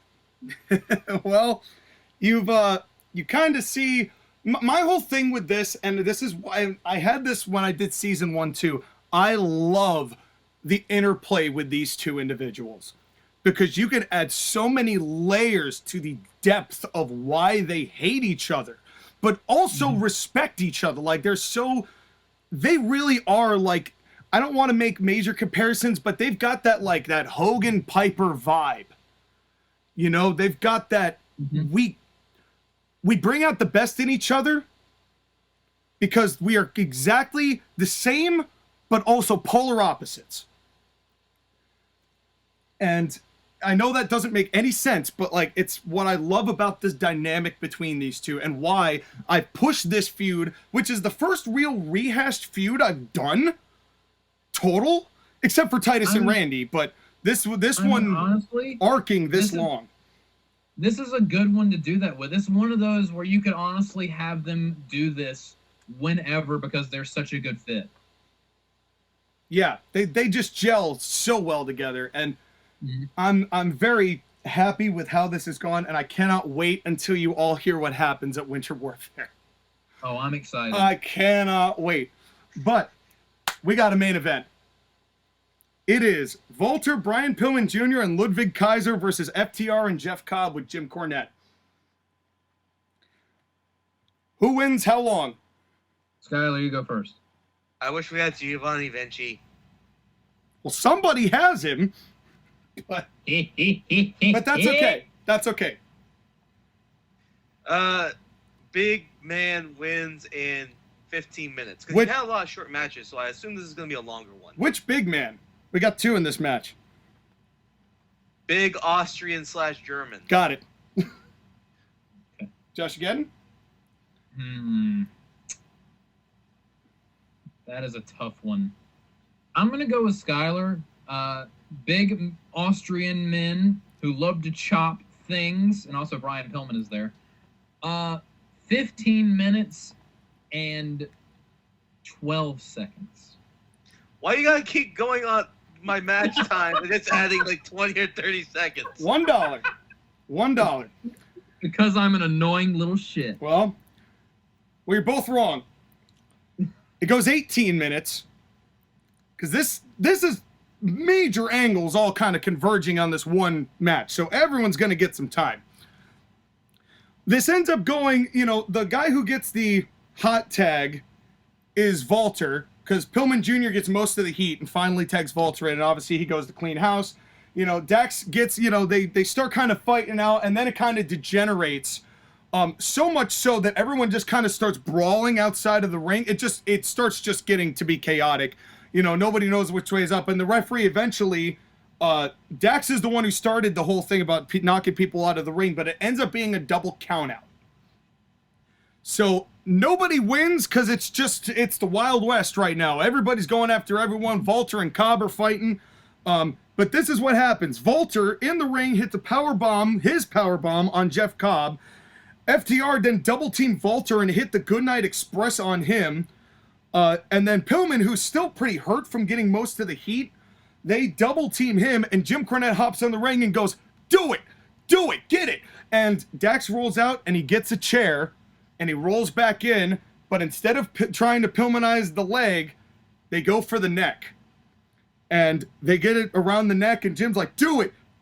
And they're about to do it, and then da-da-da-da-da-da. And the crowd comes unglued. Holy shit. Holy Stone shit. Cold Steve Austin comes down and opens up a can of whoop ass, and you know, he rolls in and he gets Dax and he hits Dax with a right hand, and Dax rolls out, he hits Cash with one, he rolls out, and Cobb's not even having any part of it. No one gets stunned, but saves Brian Pillman, you know, takes the chair out and, you know, gives him a little kind of pet, like, you okay? And the crowd, you know, and the crowd is going ballistic, you know? And then, you know, as Stone Cold, as Eric Pillman, then Stone Cold locks eyes with Walter. And they look at each other for a hot second, and Stone Cold looks at Walter, Walter looks at Stone Cold, and Walter just kind of nods. And he steps away, and he respectfully walks out of the ring. So Walter and Kaiser not, you know, there's a respectful stare down, but that's all we're going to get from that. Meanwhile, still Kevin Kelly just hands Stone Cold the mic, because, you know, obviously we can't have Kevin Kelly in here for this. And Stone Cold takes the microphone and goes, Boston, Massachusetts, if you want to see Brian Pillman Jr. and Stone Cold Steve Austin open up a can of whoop ass on FTR Winter Warfare, give me a hell yeah! Hell yeah! FTR, Jim Cornette, you scrawny little ass. I've watched you guys beat the hell out of my man here, Brian Pillman Jr. I've had enough of watching it. People have had enough of seeing it. What? Brian Pillman. Hollywood. Oh, I thought you were going to continue it. What? Brian Pillman. What? Hollywood Blondes. What? Stone Cold Steve Austin had hair. What? Stone Cold Steve Austin no longer has hair. What? Stone Cold Steve Austin's pretty pissed about that, but more pissed at you disrespecting Brian Pillman Jr. So what's happening at Winter Warfare is each one of you is getting your ass kicked, stomping a mud hole, walked it dry, and that's the bottom line, cause Stone Cold said so. And you know, and then he goes up and he waves over and the beers get tossed, and of course he shares one with Pillman Jr. And you can see Cornette is furious, FTR is furious, Stone Cold and Pillman are celebrating, and that's the show. Can I ask you a question, Sean? Yes. How much have you tried to do a Stone Cold Steve Austin promo in your spare time? Not very often, actually. Surprisingly. Yeah. Why was it that good? I mean, I'm pretty sure everybody has tried to do a Stone Cold Steve Austin promo in their lifetime. Yeah, I'm no Brock Lesnar or Pat McAfee when it comes to those promos, though. Okay, Sean, my thoughts. Yes. You know how I'm not a big Stone Cold fan, right? Yeah, kind of. Yeah. That said, this is probably one of the best endings to a show that you've done. Well, it's Stone Cold Steve Austin. that formula writes this itself. Would make the crowd go insane, and they would all want to see what happens next. But my favorite thing, I love your usage of restraint. No stunners, because we got to save that for the pay-per-view. Correct. You want a stunner? Gotta buy a ticket. Pay-per-view. You gotta buy a ticket. Yeah, buy the pay-per-view. I love that. Yep. But because lesser bookers, Tony Khan or Vince McMahon, maybe even Triple H, you know, if he would have come out there on the Go Home show, there would have been at least a stunner. Oh, no doubt. No doubt. But no, we're saving that. You know, I don't want them. Exactly. You know, Austin gets a couple punches, but that's the only contact I want him having. Because that's smart. And part of it is that I want this, as much as Stone Cold is here to be Stone Cold, I also still want this to be just as much about Brian Pillman Jr. Yeah. Which is why Pillman got mentioned in that Stone Cold promo the way he did. Mm-hmm. You know, so it's and that little bit about hair is in no way related to the fact I'm losing mine. But I mean, Stone Cold did in fact lose his hair, so that's a true statement. So ACPW, that's a go home show. So would you like to hear the card for Winter Warfare from Madison Square Garden? No. Give me that card. All right. And in this, I don't want to hear it. I know you don't. Well, we're about to hear your big card, sir. So I'm gonna whip my big card out and wave it around for everyone to look at. Can I shuffle it? No. We have Alexa Bliss with Camille versus Serena Deeb. This is not in any particular order, by the way. This is just what I've got here. We've got Bobby Roode versus James Storm. We've got Dean Ambrose versus Bryan Danielson. We've got Adam Cole versus Roderick Strong. We've got Shorty G versus Eli Drake. We've got Jeff Cobb versus Walter, where if Jeff Cobb loses, then Arn has 5 minutes in the ring with Jim Cornette. We have the Tag Team Championships titles versus Career Wrestling's Finest versus the Briscoes. We have Brock Lesnar with Paul Heyman versus Damian Priest. We have the Hollywood Blondes in Stone Cold Steve Austin and Brian Pillman Jr. versus FTR with Jim Cornette.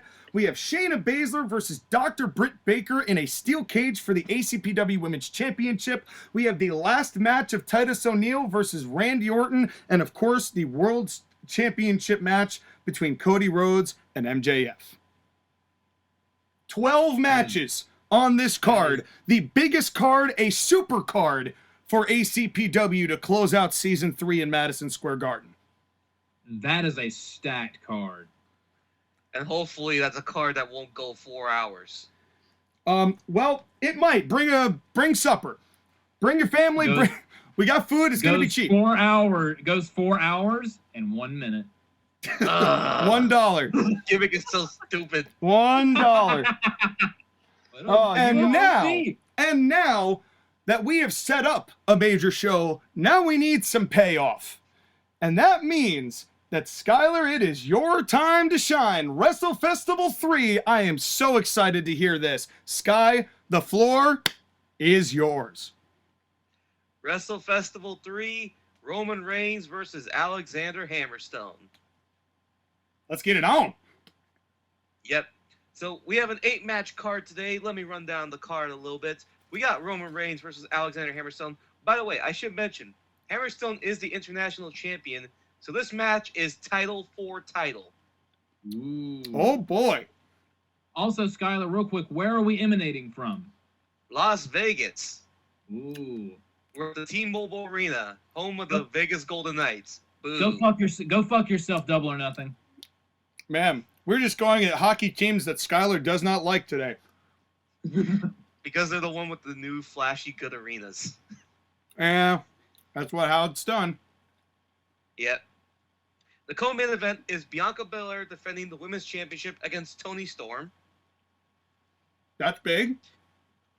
Bobby Lashley versus Keith Lee in a loser leaves town match. The loser is gone from NWL for at least a year. Huge. Literally. Horsewoman Fatal 4-Way. That'll happen. Fun. Spot fest. 6-woman tag. Not 6-woman tag. 6-man tag. The New Day versus NXT Generation.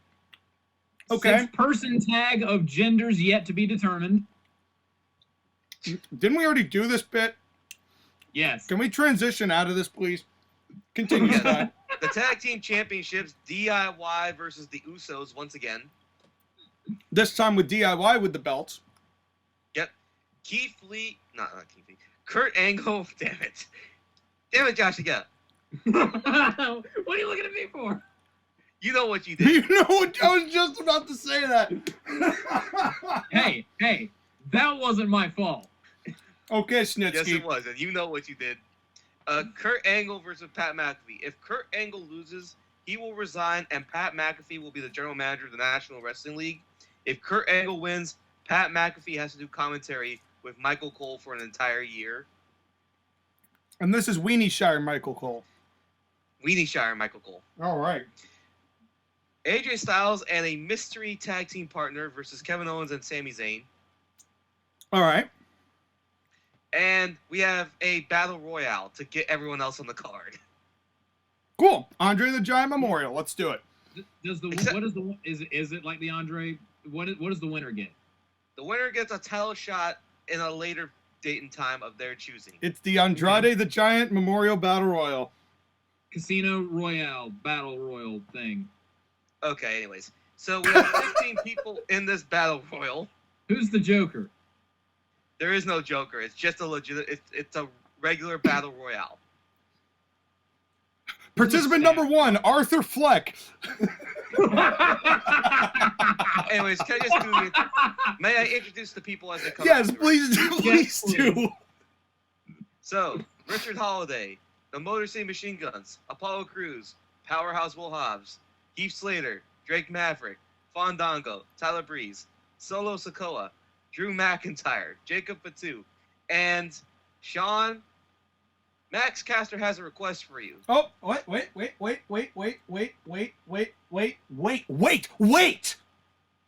Okay, You know what that request is? what is it? Start my music.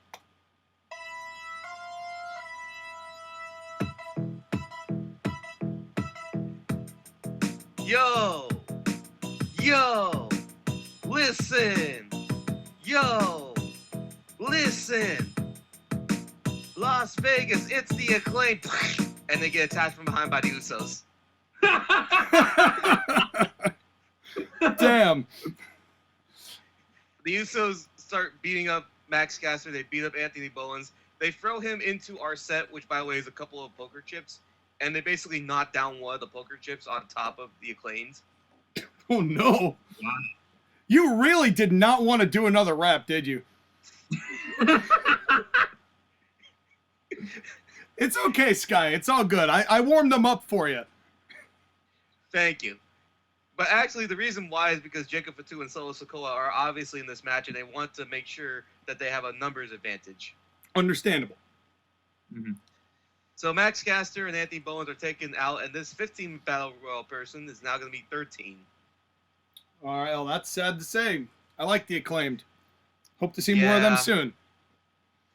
Yeah, so the Battle Royal goes as the Battle Royal goes. Drake Maverick's gone. Heath Slater's gone. The Machine Guns are gone.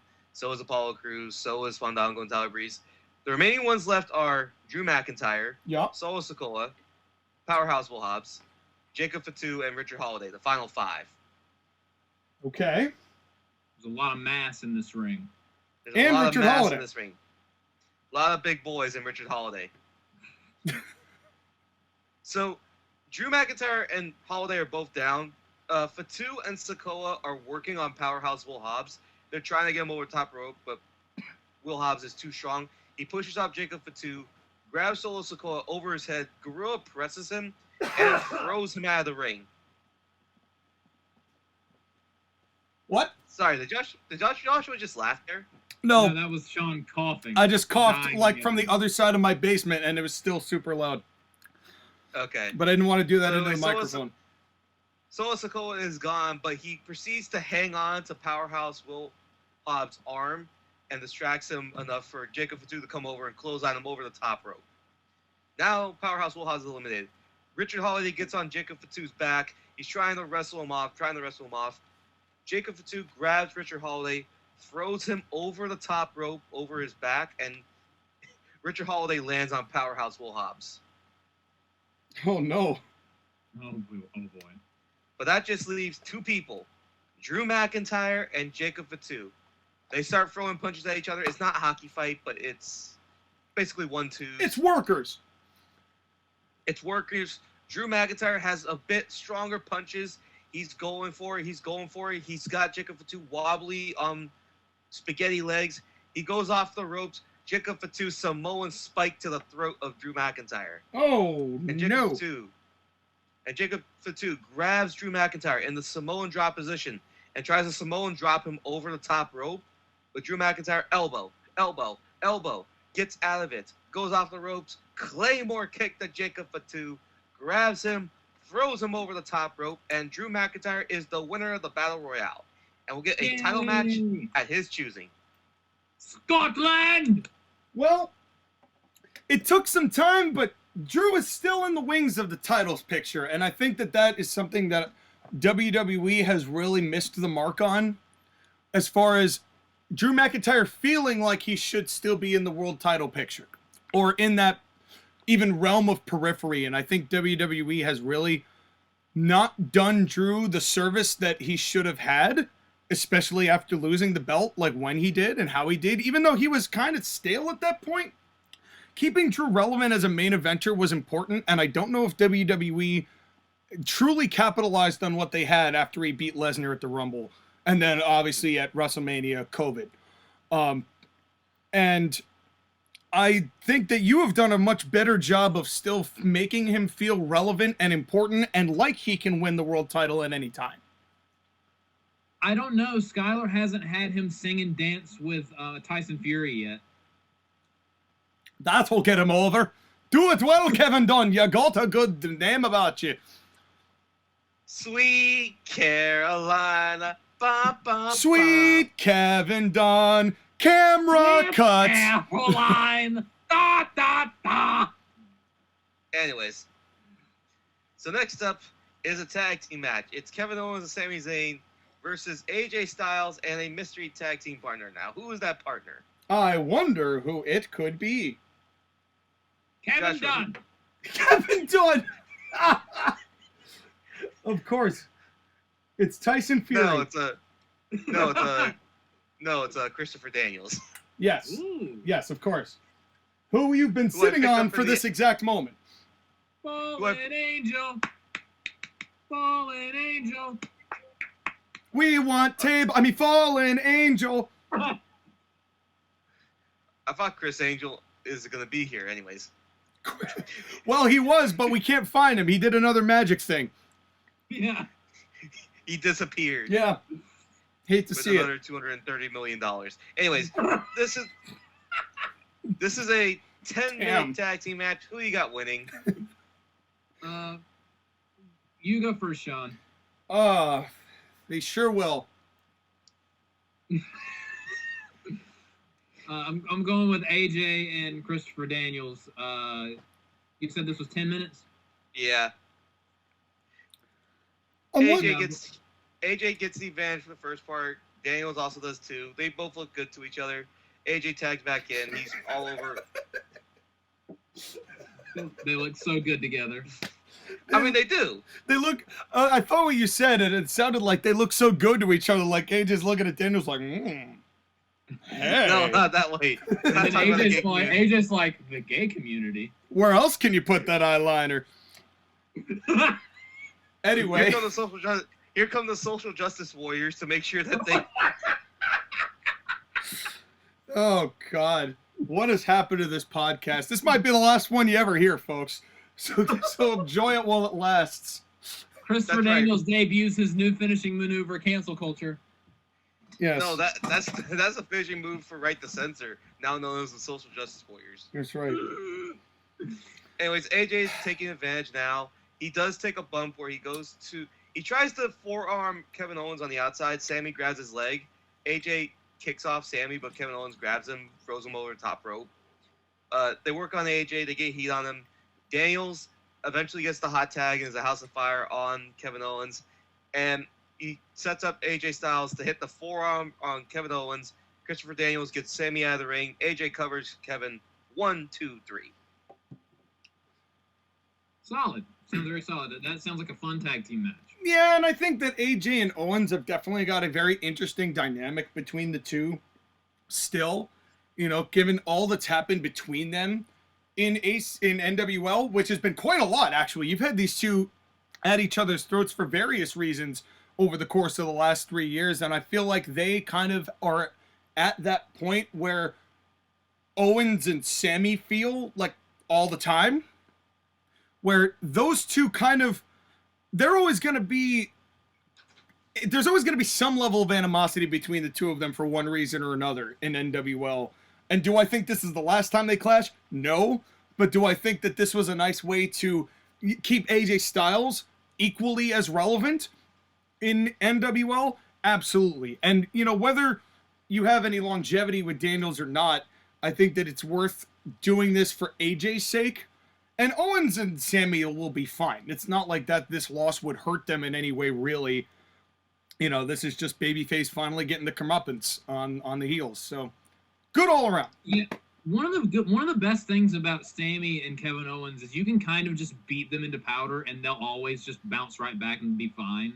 Yeah, they literally are the silly putty of pro wrestling. The amount of insulting shit that they have had to endure, Sami doing that god-awful Johnny Knoxville match, and in the same year being the most entertaining part of the Bloodline is one of the most. Also, real quick, just thoughts and prayers going out right now because apparently Sami Zayn's dealing with some kind of family tragedy or something like that. No one knows all the details, but hope everything is all right, Sami. Yes, agreed. That really brought the mood down. Agreed. It did.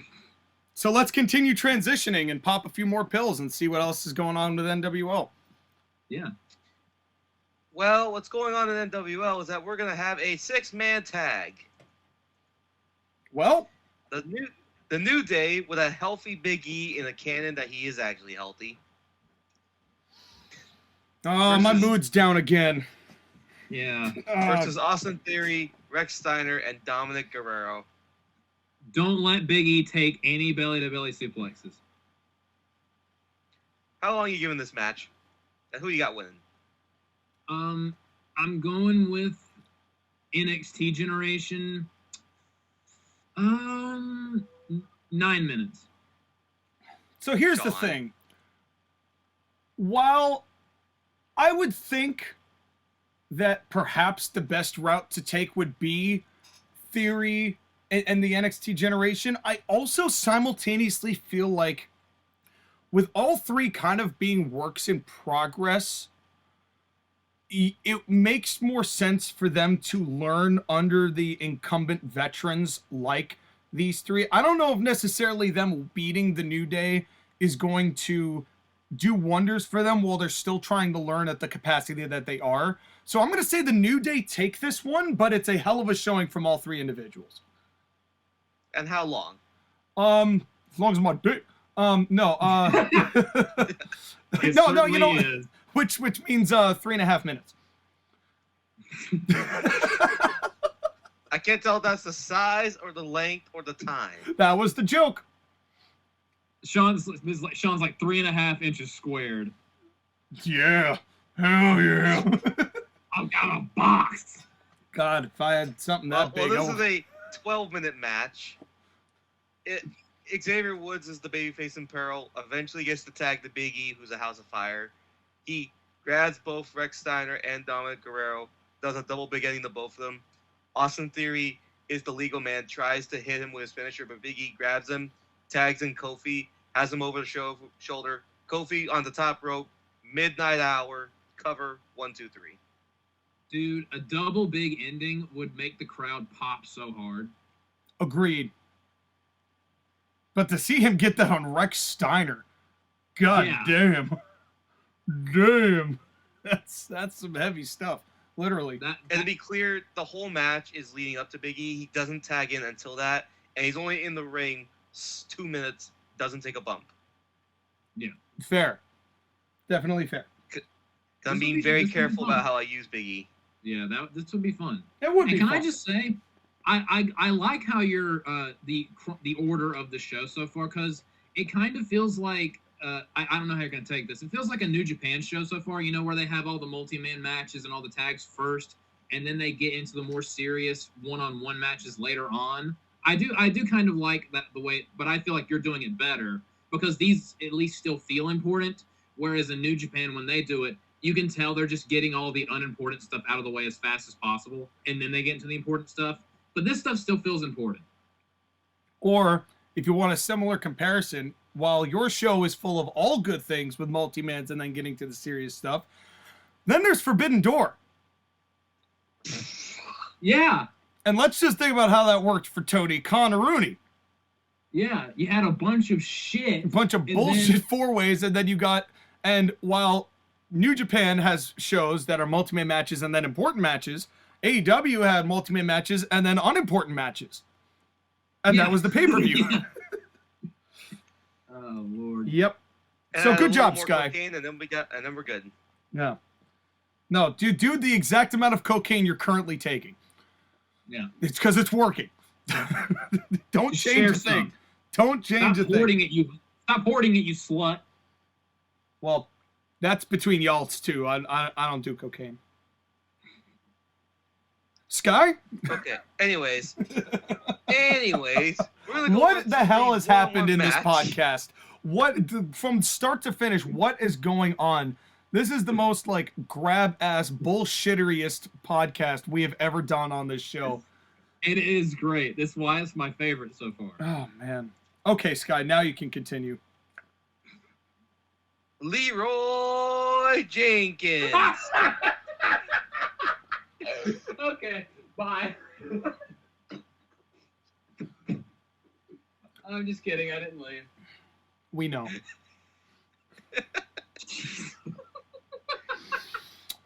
Folks, this is peak right here. This is peak Court Martial podcast. Yeah, everything. We just jumped the shark with Leroy Jenkins. Yep, we have. I was not expecting it at all, but the second you started, I was like, I'm done. Yep. I could have done it more grander too, but I don't feel like doing it. Anyways, we have a one-on-one match. It's Kurt Angle versus Pat McAfee. Oh boy.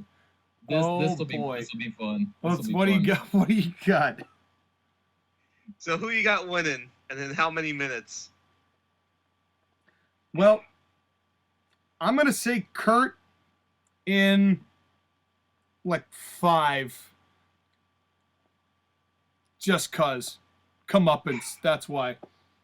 I feel like this could go either way, but I'm going to go Pat McAfee in about 6 minutes.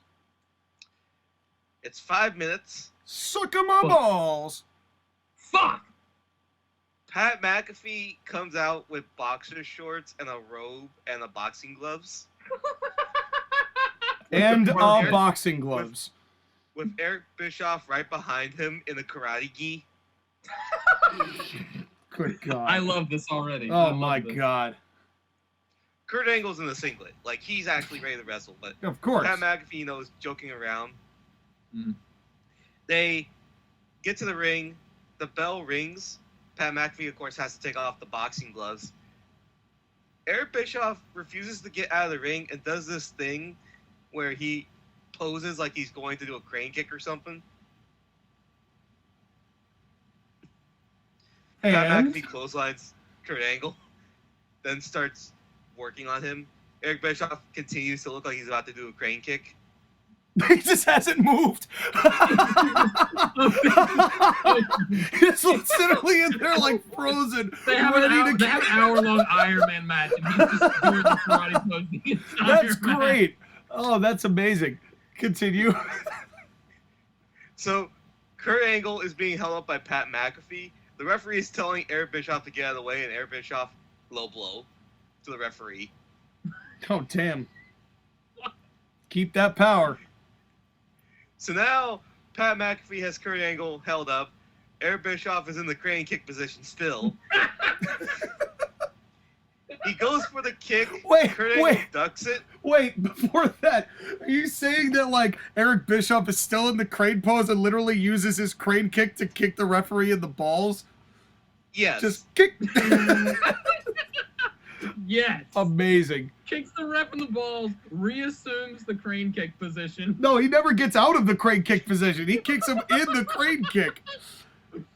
Oh, that's great. Yeah. That's great. Anyways, as I was saying, Kurt Angle is being held by Pat McAfee. Pat McAfee's behind Kurt Angle. Eric Bischoff goes for the crane kick, but accidentally hits Pat after Kurt ducks it. Eric Bischoff is alone in the ring with Kurt Angle, and Eric Bischoff waves the hand like, please don't, please don't. Kurt Angle does the crane kick position.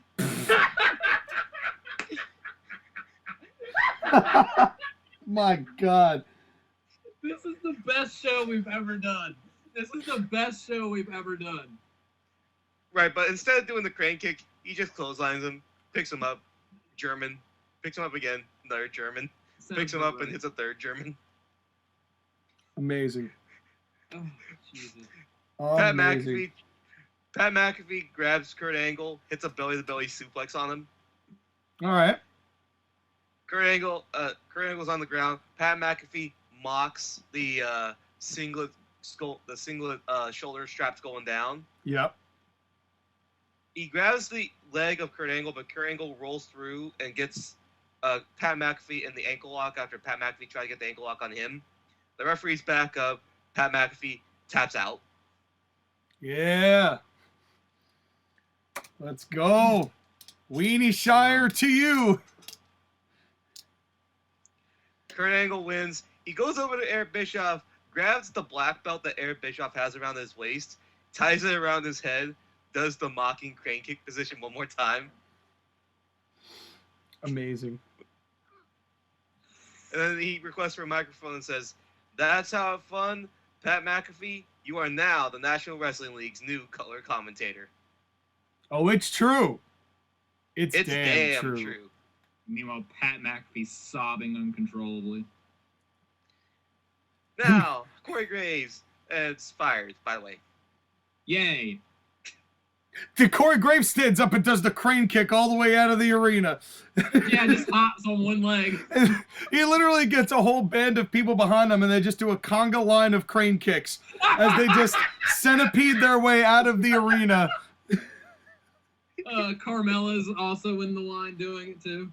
Yes. She's in the back. She's like the tail, and she's kicking backwards. It's like that Kingdom Hearts boss with the pot spiders. Oh my god. You know, God! What a Sean, you know how I have Kamala on Carmella. Carmella on TAWTF? I'm making his and or her finishing move the crane kick. And you heard it here first, folks. Great segment, Sky. That was A-grade entertainment. That was amazing. I mean, it's comedy, but you can't have a real match between these two. But it's also comedy in the exact right place to have it on a show like this. You know? Yeah, it's not WWE's comedy where you just want to shoot yourself and hope to God no one walks in while you're watching this. This is actually funny. And also, it's not like you do comedy stuff all the time. You do it so infrequently that something like this is going to really capture people and make them remember what happened. And that's kind of the magic of how you built this between these two. Is like it's all threaded in real animosity and real, issues between the two, at least how it's played out on television. But now you get to have that kind of cathartic comic relief, but the person who should have won did win, and it was all really good. Oh, Mazel Tov. That was well done. Brilliant. Good segment. I think the thing with comedy and wrestling is that you can have comedy and wrestling as long as it's still kind of like semi-serious. Like Eric Bischoff and Pat McAfee are trying to win. It's just that they're trying to humiliate Kurt Angle in the middle of doing it. Yeah. Yeah, you didn't get a backstage segment of your backs covered in shaving cream and have to be like, "Oh, you're shaving my back, yeah?" And whatever they made the revival do. The mouthtrap thing with Sami Zayn against Johnny Knoxville. Yeah. The or the Moxley gas mask or whatever. Oh. Right. And the other thing too, I just want to say real quickly, in the original version, I just had Pat McAfee get kicked by Eric Bischoff, but then I realized that would be a disqualification if Pat McAfee would win. So I'm just like, I need to have the referee take a bump. Low blow, crane kick, low blow added so much to that whole thing. Yeah. That's the best part. The visual of seeing Eric Bischoff with his knee raised, just like patter kick him like in the balls, is just a great visual. How much different would our lives be if that was the ending of the first Karate Kid movie? With actually Eric Bischoff in it. Just like, instead of Johnny sweep the legs, Miyagi says, "Daniel-san, sweep the balls." Bischoff's son. Bischoff's son. By the way, the other thing too is that, remember, it's bringing back the old gimmick because I was required to keep Eric Bischoff in a karate gi at least once. Yeah. And you've done a very good job with that. Yes, you did. You did an exemplary job, sir. Yes. All right. Now we're going to move to DIY versus the Usos for the Tag Team Championships. Let's see how it goes. This is a 16-minute match. Who you got winning? I don't see you taking the belts off DIY that quickly after the fences have been mended. I cannot imagine that they lose this match. Same. The Usos are, of course, happy because they just took out the Acclaimed, and they're celebrating all that. They're confident. DIY is coming in. They're serious. They're ready. They wrestle each other, and it's a standard tag team match. I'm not going to get too into it because we've seen tag team wrestling. It's not that complicated, no matter how much AEW tries to make it complicated. I was about to say, you say this, but... I mean, shine the baby faces. Johnny Gargano's the babyface in peril. Tommaso eventually gets the hot tag. The Usos take advantage by cheating, by poking the eyes. They're getting ready for the frog splash.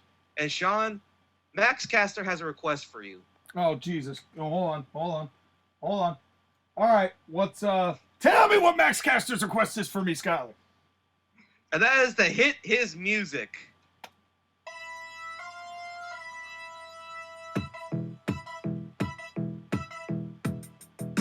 Yo, listen. Usos, we're kicking your asses. They run down to the ring while the music is playing. No, keep the music playing. The Usos get off the top rope and they realize the Acclaim's coming, and DIY roll up Jimmy and Jay Uso for the 1, 2, 3. Wow. Damn. And Anthony Bowens is on the microphone. Las Vegas!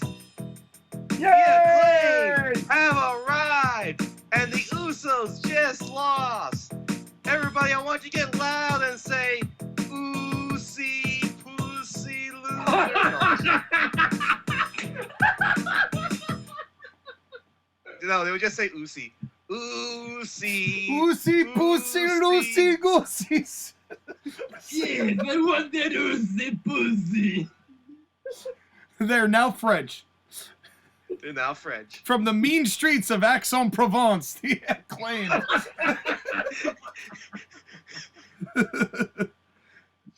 Oh, great. This is Amazing. the greatest thing I've ever been a part of. Yes, this is amazing. All right, so comeuppance well served. DIY get the win still. Well done. And now you can kind of, especially as we head into next year or even into December, you've got a nice match pre-built for your tag division between those two teams. It's the thing is that the Usos have been tag team champions for a year and a half. What are they going to do after that? Well, why not feud with the Acclaimed? Yeah. And Yeah. the Usos have been known to lay down a bar or two in their time. Mm-hmm. So maybe we'll get Oh, a Skylar-led rap battle? Yes, Oh, God, Please. no. Yes! Yes. Do it! please. My bowels are ready. I'm only going to do it if you pretend to be the Usos and I pretend to be the Acclaimed. Yeah, but I don't want to embarrass the Acclaimed. Like, you're trying to build Why them not? up, right? Well, that is true. And, folks, I just want to say something real quickly. I know I didn't rap here, but that's just because I am an amateur. I am a novice. I am not at the level of ABI, Double Z, LE, or White Knux. But these two men, they are the real deal. They are the personification of rapping greatness, and they are going to hit you with them bars. Isn't that right, Sean? Well, it turns out I already hit you with those bars at the beginning of the show. And you want to see my spot? It's right there. We led the show with promos for you November 18th, Mixed Bag 2. Go ahead, Sky. God damn it. No, it was a great segment. It was a great transition, which is something we're doing a lot of today. Oh, How yeah. progressive are we? We don't even know what we are. But exactly. And folks, that's I did do the promo at the beginning of the show. If you want to hear my bars for that, go back to that. But Mixed Bag 2, November 18th. Anyways, I guess now we're going to move on to the next match, a Fatal 4-Way Women's match between all the horsewomen. Bayley versus Becky Lynch versus Sasha Banks versus Charlotte Flair. Woo. Is that who wins, lol? No, well, maybe. Maybe- Spoilers. Is it a first fall to a finish or is it elimination? First fall to a finish. Okay. All right. So, how much time and who wins? 3 days, Charlotte Flair wins, LOL, woo. I'm going to say Bayley wins this. And I'm going to give it like 14 minutes, maybe.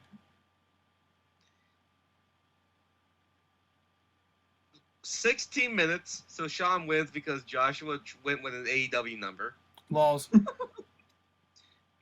And, you know, it's a 4-4-way between the four of them, so there's obviously a lot of just, like, them wrestling with each other and stuff. I hope It so. looks like Bayley is about to lose to Becky Lynch, who just hit her with the manhandle slam.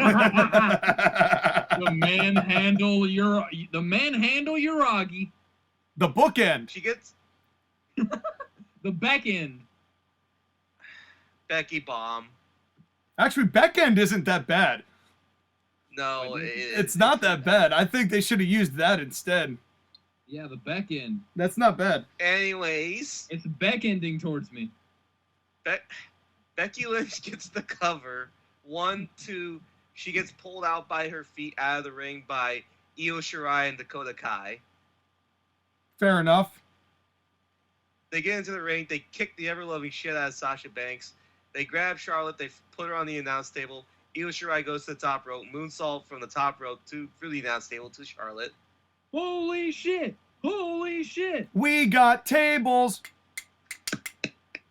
We got tables. Bayley grabs Sasha Banks, puts her in the corner. Dakota Kai hits the player's boot on Sasha Banks. Io Shirai goes to the top rope, hits a frog splash on Sasha Banks. Bayley grabs Sasha Banks, hits the Rose Plant DDT. Cover 1, 2, 3. I am nailing this show. I am Nostradaminating right here. Sounds like a lot of damage control to me. What did you just say? Can you say that again? You said what I said what you heard, and you said, yeah. Just out of curiosity, Sean, you knew I had Dakota Kai and Io Shirai on my roster. Is that why you picked Bayley to win? No, I legitimately just pulled my name out of my ass, and Bayley's what it said. Figure that out. You pulled Bayley out of your ass? No, I pulled my name out of my ass, and Bayley's what came on it. Figure that out. Are you saying you're Bayley? No. Weird implications here. I mean, weird flex, but okay. We're 2 hours and change into this show, and now it's getting weird? Just now, it's starting to get out of control.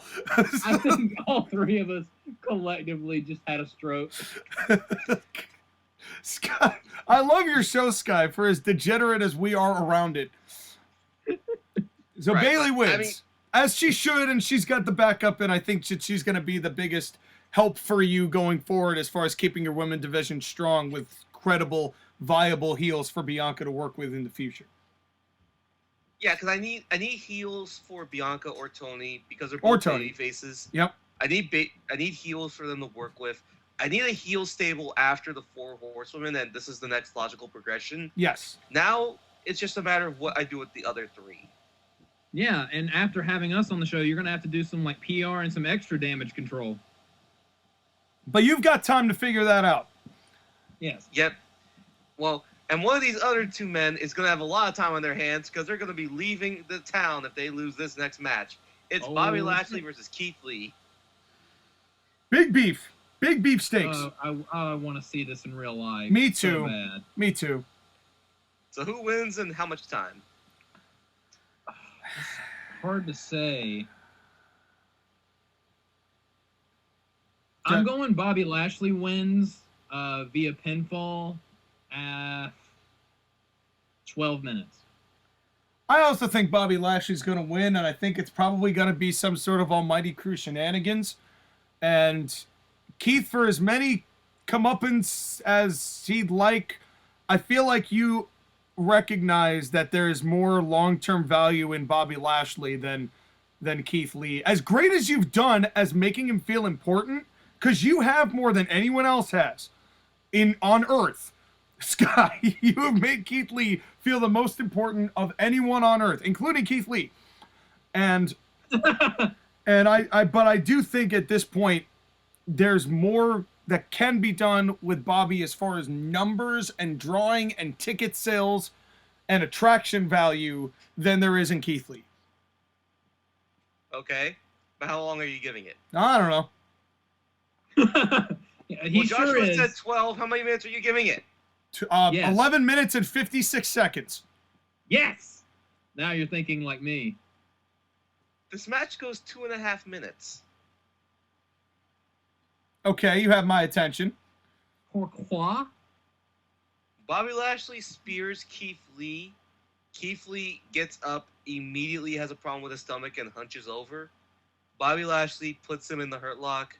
The referee calls for the bell. Huh. Well, I can't say I saw that finish coming. Me either. Explain. Explain. I mean, My I like it. balls are blue. Like, I like it a lot, but explain. I want you guys to know how badly I have soured on Keith Lee. What, you don't Have you guys watched any of his AEWs? Sounding like a 3,000-year-old philosopher? Not only that, it's not even necessarily the promos. Have you guys seen his wrestling in AEW? No. No, because Honestly. he's like almost doubled in size and moves at half the speed. And, you know, I haven't watched a proper match of his, but I've definitely seen that he has regressed quite significantly from his peak under Triple H's guidance. What a shock. Keith Lee has gotten so big, it doesn't look like he's able to move. And I had concerns about him at the beginning of the year. Those concerns have only magnified. And I realized going into this match, there's no way Bobby Lashley should lose this match. But not only that, but there's no way Bobby Lashley should lose in a competitive match with him. I don't disagree with any of that. It basically verifies kind of what I suspected about how you view these two. I mean, I didn't recognize to the degree you had soured on Keith Lee, but I also don't blame you for that. Now, let me ask you both a question. Do you think that if/when Keith Lee leaves the nut house that is AEW, do you think Triple H would reach out and try to get him back to try to get something out of him again? Because it didn't work with Vince, but Triple H did capitalize on his strengths to make him look and feel valuable. He did hire Mia Yim, which is his real-life shoot wife. So there's always that possibility. I just am very concerned about Keith Lee's weight at this point and his age and the history with COVID and injuries. Yeah, if Triple H brings him back, it's very much going to depend on his health. Yeah, and how reliable he can be in that regard. Yeah, you know, because that's. But here's the thing. I want you to know something right now. This is not over yet. Because Bobby Lashley is joined in the ring by Apollo Crews and Powerhouse Will Hobbs. Understandable. Oh. And all three of these men proceed to beat up Keith Lee even more. And Bobby Lashley demands for a table. A table is brought from underneath ringside. And Bobby Lashley's like, you know what? That's not good enough. Get another table. So they get a second table. They put them on top of each other outside the ring. The crowd is just pissing themselves with glee. They get Bobby Lashley to grab Keith Lee. And Bobby Lashley powerbombs Keith Lee out of the ring through both tables. Jesus Christ. God damn. And Bobby Lashley's not done because he demands a microphone. And Bobby Lashley says, that's how you do it. I am Bobby Lashley. And honestly, Pat McAfee. And Pat McAfee, by the way, is at ringside next to Michael Cole with an ice pack over his head. What was that earlier with you and Eric Bischoff? What the hell were you two doing? Pat McAfee's just like, I was just trying to win the match.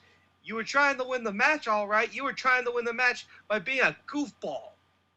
You should be ashamed of yourself. I'm here trying to be world champion, and you're over here playing goof around with Eric Bischoff. What the hell is wrong with you? Honestly, Pat McAfee, enjoy your punishment for a year with Michael Cole, because the biggest weenie of all is you. Damn! There is not enough You're room. a weenie! You're a weenie! In the almighty crew, there is no room for weakness. No room for weakness. And Bobby Lashley clotheslines Apollo Crews. Oh, shit. Well? And Powerhouse Will Hobbs looks at Apollo Crews and asks looks at Bobby Lashley and asks what happened. Bobby Lashley picks up Powerhouse Bullhouse and power slams him. Damn. Bobby's just going apeshit. Damn. Bobby Lashley grabs Apollo Crews, puts him in the Hurt Lock, and he's cutting off the circulation, but he decides to go a little bit further. He takes him over to the ring corner and starts bashing his head into the ring corner. God. Until Apollo Crews starts bleeding.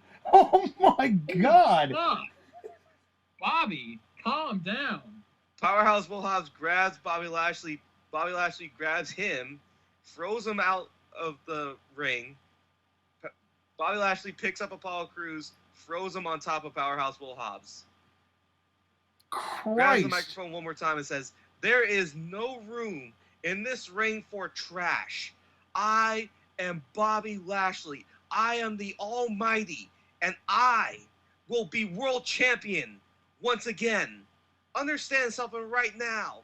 I am the Almighty One, and I'm on my own, and I'm free. And you do not want to see what this free man's going to do, because this free man is taking over the National Wrestling League." I'll tell you this, Guy. You have got quite a gift at making people be destructive badasses.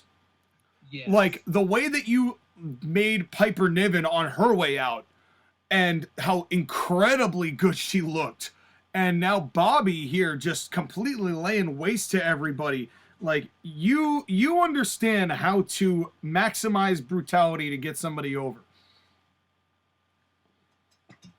Yeah, like once you just think you've reached the peak of, oh shit, he's going insane. Then he just puts one dude in a full Nelson and starts bashing his head in the corner, and you're like, holy fuck. That's gruesome. While he's man. in the full Nelson. Yeah, that's intense as hell.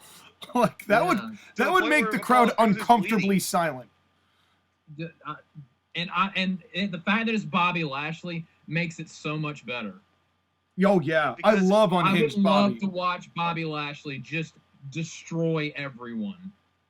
Because we got a little bit of that with this recent feud with Brock Lesnar, where Bobby Lashley can be a monster, but we need more of it, and it needs to be more explicit. It needs to be more violent, and it needs to be more self-serving. Like Bobby Lashley, this group, the Almighty Crew, it was fine for what it was, but admittedly, I haven't been that happy with it because it's been a mid-card heel stable for the most part, and he has a point with Pat McAfee and Eric Bischoff basically trying to be goofballs. Mm-hmm. Yeah, I think the timing is right for this to kind of come to a close, but you got quite a lot of mileage out of this faction regardless. I think that's, yes, you know, really did. And I think that in that respect, it coming to an end now stops it from becoming the NWO. You know, I mean, you know, because as far as when it comes to longevity, is, you know, and that's the thing, I'm finding more and more that one of the biggest and most difficult things to overcome in wrestling is being a victim of your own longevity. And, so, you know, that's one of the magic of the territories is how can I miss you if you won't go away? And, you know, that's why people just moved around time to time. Sometimes because, you know, they had nothing for them. Sometimes because they got themselves into real legal problems and then had to leave town. But at the same time, everybody stayed fresh. You know, you don't want things to get so stale because they've been around for forever. The way that Sheamus still feels to me. As much as I love Sheamus, he still feels that way to me. No matter what I do and what he does, I still see Sheamus as he's been here for 12 years, 13 years. Been around for forever. And, you know, I just can't get into him the way that I would if he had left for 4 years and worked in Lucha Underground and came back looking like a goof like he did. But that's the challenge, is that if you are running a company that is at least of the level of a national company, or if you're even running a territory where you have someone be around for a long time, you have to make little character tweaks or gimmick tweaks in order to make sure that you freshen it up, you change things, and you make things more interesting. Plus, again, it gives more room for other heel stables to operate in my company, because you had the Bloodline, NXT Generation, and the Almighty Crew. That's a lot of heel stables in my company. Yeah, and it also kind of helps Powerhouse Hobb advance from crony. You know, I think that as good as he's been and as good as you've made him, I think that sometimes what has happened with this faction, because it has felt like a mid-card stable, is that they felt like the cronies of a mid-card stable, where both of them are probably better than that. And that's not, any knock on you or the booking that you've done. It's just what happens after a while. Especially when you've had a faction for as long as you did. So I think that this really is a great time to call it quits on the Almighty Crew, because it allows them to expand and do different things that are really going to help all of their careers in the long run. Joshua? I very much agree. I mean, honestly, I've encountered this myself. Like, in my show, TAW, the Clown World Order was a thing for like 8 years. And while I don't think it got too old, because every once in a while I added a new thing, or I had a member kicked out. It had to die. But at Galactic Throwdown 8, I was like, okay, this is, and what better way to have it go out than by a really popular stable, the Supremacy. Yeah. And it worked out very well, because it was about time. Because 8 years is a long time. It's a long time to have a faction run around. Yeah, and I was like, I need to kill this thing. Like, the only thing you can do with a faction, if you want to keep it around, is to either turn it from a babyface to a heel, or turn it heel to a babyface. And people are not going to cheer Bobby Lashley. For what he is, they're not going to cheer him. No. And they're not going to cheer, like, the way you've done it. They're not going to cheer Pat McAfee or Eric Bischoff. No. Right. So, well done, Sky. Once again, thank you. Full marks. What's next? There's been some home runs on this show. Yeah, like you're nailing it. The whole Kurt Angle, Pat McAfee match was a home run. This is a home run in the complete opposite direction. Yeah. Yep. And now we're going to move on to the co-main event, Bianca Belair versus Toni Storm. The two top women in wrestling. Based on championships. This match has you written all over it. Does. It so does. But it is a good match. I mean, these are two of my favorite women's wrestlers, so I wonder why. And they're the two women's champions of their respective companies, although one interim and one half. I mean, Toni Storm's basically the champion, because Thunder Rosa's never coming back to AEW. Well, if not only to be humiliated and then released, but I mean, Thunder Rosa is basically the CM Punk of that women's division. Yeah, except sort of. Without anywhere near the level of clout. God, no. Or charisma. So who wins this match in how many minutes? Another tough one. I know you love both of these so much, so I do not know, but I'm going with the incumbent. I'm going with Bianca in about 13 minutes and 12 seconds. So here's the thing. They're both baby faces. You could basically go the exact same direction with both of them, no matter who wins this. I mean, with different layering, of course, and like different promos, but like really your options going forward are quite diverse. So I have to agree with Josh again. It's kind of a tough call. Just for the sake of being a contrarian, I will say Toni Storm. And how long did you say, JoshAgeddon? 13 minutes and 12 seconds. I'm going to say 13 minutes and 12 seconds as well. Actually, I'm going to say 12 minutes and 13 seconds. 11 seconds. 15 minutes and 26 seconds. Damn it. They wrestle the standard match that you would expect them to do. I'm not doing a collar and elbow tie-up counter, but they do a collar and elbow tie-up. I mean, whatever. Sean McCarty is a happy man. Hey. Instantly better than all the other women's matches. This match, it's ebb and flow. There's no real heat necessarily. It's just the two of them being competitive with each other. Yes. They do the finisher spam kick out thing. So Toni Storm has kicked out of the KOD. Bianca Belair has kicked out of the Storm Zero powerbomb. Bianca Belair is going to go for the KOD one more time. She goes for it. Toni Storm grabs her head, basically X factors her into the ground. Ow. Oh, that would be a sick counter. Yep. Toni Storm gets Bianca Belair for the Storm Zero powerbomb again. Bianca grabs Toni Storm's head, counters it again with basically a DDT. They're countering each other. They just get each other up. They're fighting each other one more time. And Bianca, one more time, tries to go for the KOD. Toni Storm grabs her, slides down the back, and does a roll through cover. 1, 2, whoa! 1, 2, whoa! Yeah. Yes. 2, Two. whoa! Whoa! God damn, Sky. The octopus! The octopus! Tap out! Oh, my word. Speaking of the Mag Nation, Yeah. Oh, hold on. Before you continue, Sky, I have to do a little fun fact. So we're recording this on Sunday the 13th. I was in my church today, and speaking of Steve, who ran the Mag Nation, the children's sermon today was top 10 beef facts. And because I know Steve is big on beef facts, I thought of him today. So whatever you're doing, keep doing what you're doing. You said that to me years ago. I'm saying it to you. Mucho respecto. I also like bees. Continue, Sky. right? And basically, they keep going with each other. They keep punching each other. It comes out to a punch. They punch each other at the same time, and they both collapse. And Toni Storm just happens to fall on top of Bianca Belair for the cover 1, 2, 3. Wow.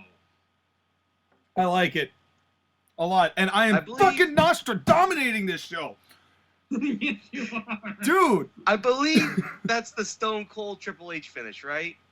Yes. Yes. It is, from their 3 Stages of Hell match at No Way Out 2001. Yep. Which still holds up, by the way. We should watch that match as a match of the week. I love that match. At some point. Yes, for sure. But I do like this finish as well. Immediately. And I do want to make a very clear thing. They both get up. They're still kind of woozy and stuff. Bianca has the belt, and it's a reluctant thing, but she reluctantly gives the belt to Toni Storm. Raises her arm in victory. They shake hands, and Bianca takes a powder so Toni can have her moment. Yeah, I mean, I think sportsmanship is the best route to take here, given all this. I love that in the midst of all of the shenanigans on this show, you take the time to have a clean, just match. Just a match. Mm-hmm. But a quality match back and forth between two people that the crowd really like, so they can just have a respectful title match. Amidst all of the drama, you've got the purity of what this sport is about. Yeah, and I this love would have that. stolen the show. This absolutely would have stolen the show. Thank you. As if everyone else on the show hasn't already taken a very quality piece of the pie. This Sky, I gotta say to you right now, I mean, without even hearing the main event, this is one of the most complete shows you've ever put on. Exactly. This is such a good show. Yes, this is easily your pièce de résistance. I mean, it has to be because it's my WrestleMania. Yes. And we're going to get to the main event of our WrestleMania. Roman Reigns versus Alexander Hammerstone. The world champion versus the international champion. Title for title. And the stipulation specifically, if Roman Reigns gets himself counted out or disqualified, he loses the title. Okay. Let's see what he does. Who wins this match in how many minutes? JoshAgeddon, you go first. Roman Reigns wins both titles 25 minutes and 1 second. Now, here's the thing. I do feel like the move here is, in fact, Roman Reigns. However, I think that in the same vein of why you dissolved the Almighty Crew, I think that with Roman Reigns having everything else collapse him, he needs a descent to have something to fight for again, because he hasn't lost quite everything yet, but he might here tonight. And I get the idea that Roman Reigns needs to do something else so that he doesn't get too stagnant. So I'm going to say Hammerstone wins this in whatever time Joshua said. So you're going with 25 minutes and a second.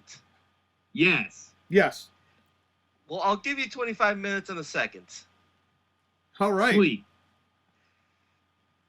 Hammerstone dominates the early parts until Roman Reigns, behind the referee's back, does the eye poke. And here's the thing. if he gets caught even once being disqualified, he will lose the title. So there's a lot more risk with him trying to cheat. Mhm. But he has to cheat because he can't beat Hammerstone. And Hammerstone's doing the best he can, but Roman Reigns is just beating him and beating him and beating him, and he's trash talking him. And Roman Reigns, funny enough, goes over to the camera with Hammerstone's head and says, "Hey, yo, Maxwell, I hope you're watching this. I'm beating your boy's ass." Punch to the head. You see that? Shh. That's going to be you. Shh. Next time I come over there, shh, you're going to get this. Shh. Okay. I would love that. That would be great. And there's just a little trickle on the left side of Hammerstone's head, but it's clear as day. He's bleeding. Oh, well, if there was ever a time for juice, it's the main event. Yep. And the hard part for Hammerstone is that it's directly over the left eye, so he's going to have a little bit less vision. Roman is beating him down. Hammerstone eventually gets a comeback, and he gets the comeback, clothesline, spine buster, picks him up, running power slam. Hammerstone's feeling it. He's getting the crowd involved. He's telling them to get up, and get energetic for this. Hammerstone mocks Roman Reigns by doing the, cocking of the fist on the ground, going for the Superman punch. He goes for it, but Roman Reigns hits him with the Superman punch first. He goes for the war cry. Ooh. Ooh, ah. He goes for the spear. Hammerstone gets out of the way, just barely gets out of the way. Roman Reigns runs into the turnbuckle, and he goes to Hammerstone. Hammerstone picks him up. He's not going to go for the TKO. He's going for his uber finisher, the Burning Hammer. He hits the Burning Hammer. Cover. 1, 2, 3. Hammerstone is now a double champion, the international champion, and the world heavyweight champion. Sean, try not to bust. Did I miss one? Genuinely, did I miss one in all of these? I don't think you did. I don't think I did. I think I swept. God, man, DraftKings, if you're watching, sponsor. For real this time. Skylar, this is amazing. This is this is going to set Las Vegas literally on fire. Thank you. And the other city, what was the city that Skylar did the double disqualification on? L.A. Los Angeles. LA is watching this and crying. They're like, why can't we get a show like this? Well, to be fair, LA did get a redemption episode.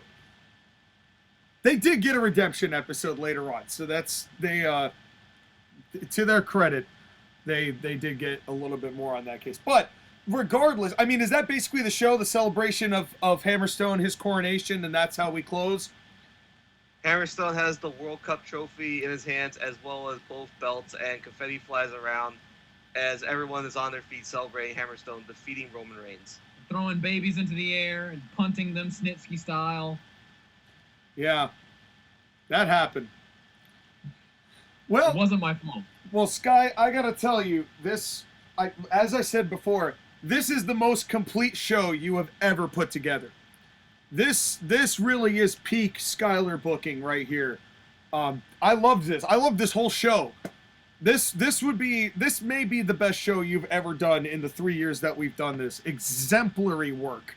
I mean, A+ across the board. You got every emotion involved with this show. You made people laugh. You made people uncomfortable, and awkward. You made people pissed. You made people celebrate. You got some relief as far as a massively long reign of a world champion changing hands. This is top notch, like across the board, a near perfect show. I 110% agree. This show was magnificent. Like, I love this show. Well done, Skylar. Thank you. And folks, what a time to be alive, to be able to be a part of such amazing booking that we have got here. But folks, we've got more booking coming up next month because we got Winter Warfare and of course the kind of the hangover episode of NWL. Yeah. Except this year, it's not going to be a hangover. If anything, it may be better. Oh, there's some high praise, folks. I mean, Tyler's got plans. I like it. I like it. And also, if you want even more booking, go over to TAW Gaming. We're going to be working on a new SCCG episode soon. I would give the card for the go-home show for This is Spartanburg, but I can't remember it. Because here's the thing. The only way you're going to find out is to like, share, and subscribe to TAW Gaming. Exactly. But also And make then sure... go see- But also make then sure to just use like, Doc. share, and subscribe to the Court Martial podcast. Prior to you going to TAW Gaming, make sure you get where you got, as our truth would Yes. say, here at CMP. But still, there's a lot on the table for all of us. And is it next week or the week after? I think it's the week after that Survivor Series is. So we got an in-between episode. Mhm. And that... The in-between episode is not fun. And that episode is going to be Abizzle returning to the channel. And he and I are going to the Go Home AEW show. You heard great wrestling. Now you're going to hear some bad wrestling from AEW. It's the Go Home show in Bridgeport. I'm going to be attending. Abizzle will be attending. The two of us will be on the podcast. And we are handcuffing Skylar to his chair so he watches this episode and will be able to see what we saw. And hopefully the hog, he won't squeal if the hogs had him, and it won't be what we snaw, but what we saw. But in any case, What the fuck? bad puns aside, we're gonna make Skylar go through the torture that we are going to go through, but we're paying for it, literally. And Skylar isn't, and he's going to ask us all sorts of questions about how it goes. And stay tuned for that. And then Survivor Series not long after that, SCCG. CIW, all across the board. Our multimedia. And also, one last thing. When you guys record that episode, it will likely be on my birthday, which is the 21st. I'll be 25 years old. That's right. Congrats your birthday. And Thank you. everyone go grab their birthday as we go to a commercial break. And Who's giving me my spanking? when we come back, he will not be here, but Abizzle will. Stay tuned for that. We'll be right back. Assholes.